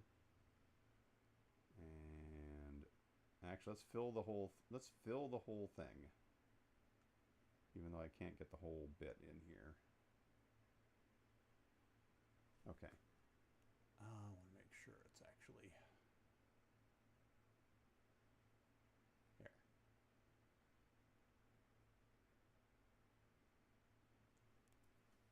Okay, first thing I want to do is get some stars, the big stars in the background. So let's start with those.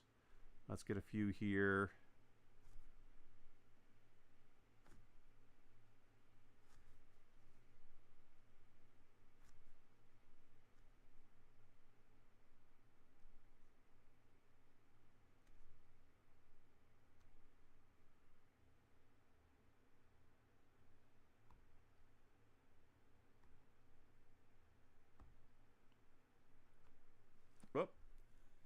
how did I not do that? Okay. I keep forgetting. I think I got to tighten things up in the camera too. Go figure.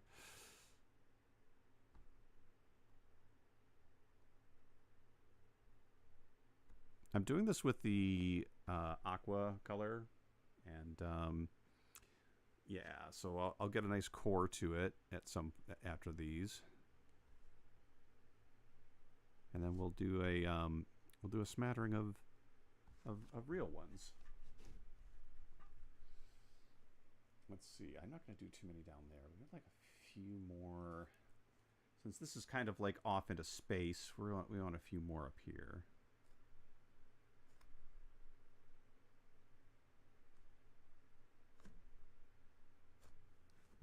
There we go. Same thing out here.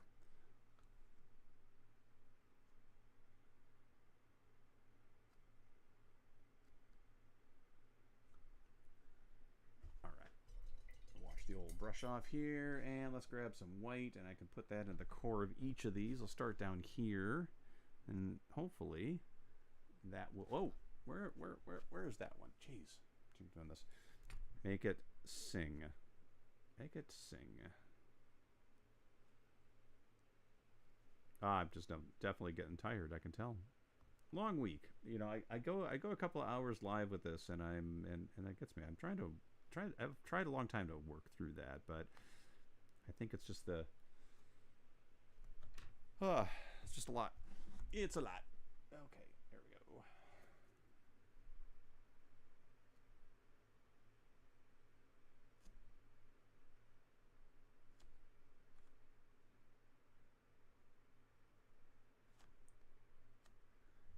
And then when I get to the end, I'll see if this is like everything I wanted it to be. I don't think it will be, but we'll check it. We'll check.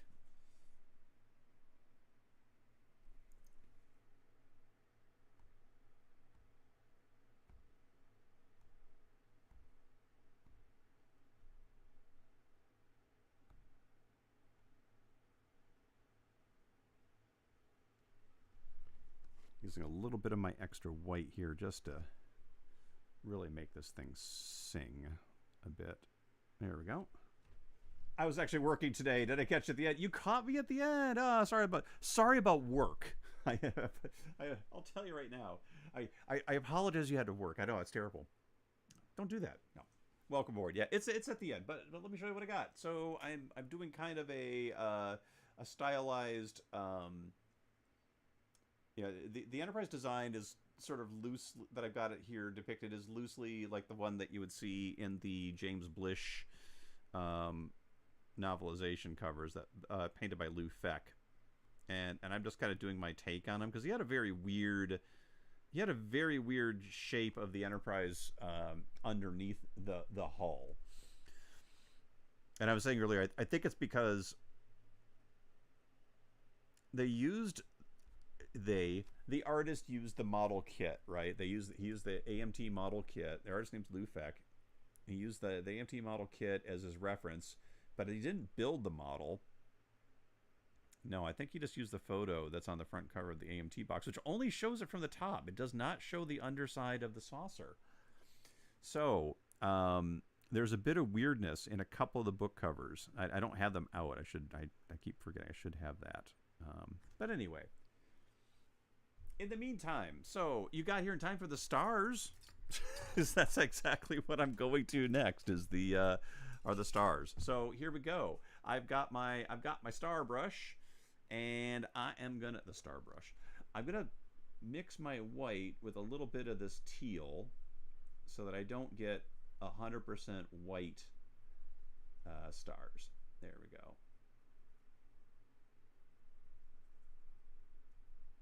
Okay, and yeah, so I think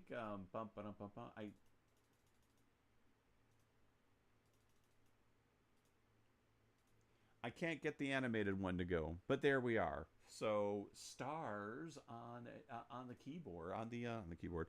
Let's see if I get a few of these on here. I should test this. Oh, it's not bad. Nice lightweight. I don't know if you can kind of see them, I guess, right? A little bit bigger. Hmm. As long as you made it for the star flicking, exactly. That's the important stuff, right? All right. Mediocre. I can't remember. Are you seeing the cool stuff coming out of Vegas, like the cutaway poster? Yeah, the Cushman cutaway poster. That's fun.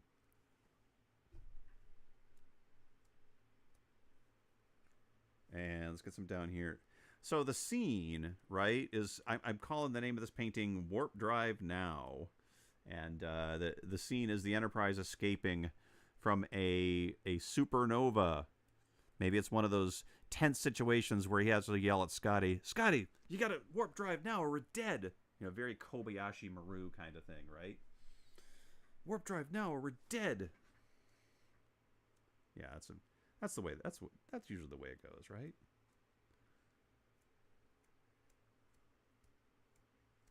Okay, so that's all of those. Those are a little bit thinner. Let's do another. Let's do a couple more with an actual proper white. The titanium. Well, I'll do a little white and a little bit of. I'm not going to do 100% white. That would be rude. That would be rude. It would be fascist. Let's not do that. Okay. I hope your week's been going well. All right, let's try a couple of these. This is a little different color, which maybe you won't see unless you actually are up close in person on this, but it will help the effect. There we go. All right. Here we are. Lightly in there. Lightly there.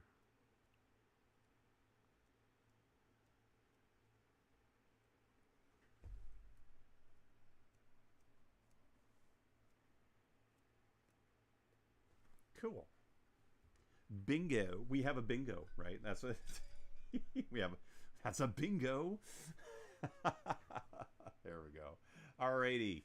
I am gonna give this the old signature Reno here. There we go. I am pretty happy with this. So I'm gonna call it. This is my warp drive now is what I'm calling this one. There we go. A little signature at the bottom there. And with that, I will present this to everyone for your submission. There we go. It's very blue on here, but yeah. Oh, whoa, whoa, whoa, whoa. I have to tilt it so I don't get all the reflection on it from the light. But there we go. Warp Drive Now.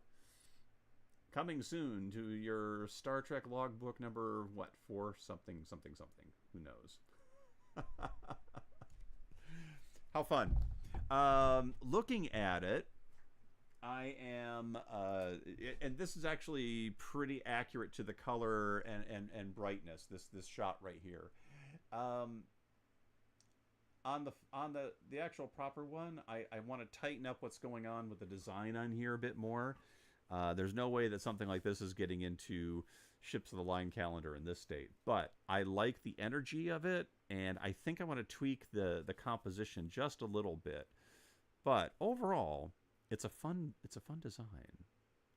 I could always tighten all this stuff up here, but I think for a sketch study painting, a live stream painting, this one fits the bill. I'm most happy with where the colors were landing in here, because I had an idea of where I wanted to go, but I wasn't sure. And I wasn't sure how it was going to work out. But boy, do I like what's going on in here. You almost see hints of purple, but there's no purple. It's the effect of cadmium reds and oranges next to the blues and the aquas on here. So it's like a trick of the eye. I'm seeing it here. I'm seeing it on the board, and that's the kind of stuff I really love. Yeah, good times. So yeah, there we go. If you like what you see, please consider hitting the subscribe button, and go ahead, and if you want to learn how to draw starships, head on over to my new course, How to Draw Starships 101.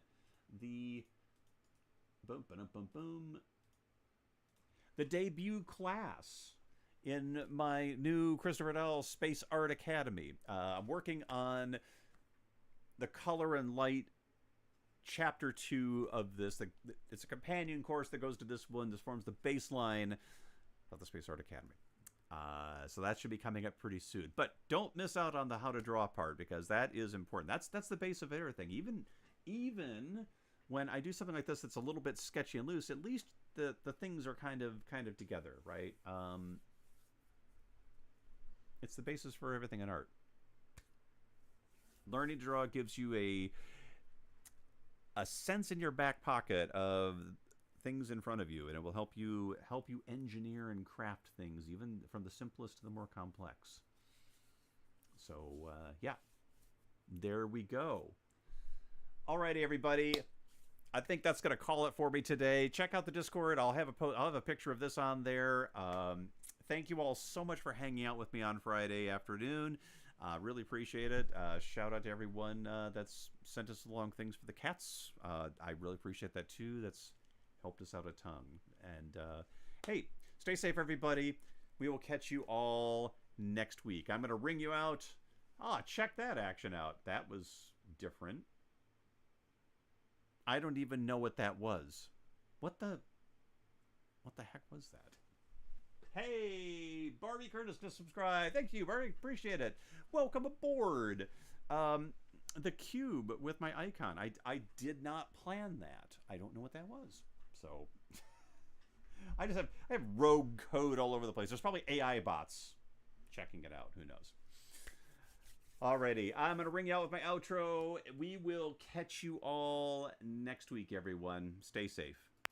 All right, so I've taken my white paint with my little fan brush here, and let's just see how crazy this goes. This is where I throw paint everywhere.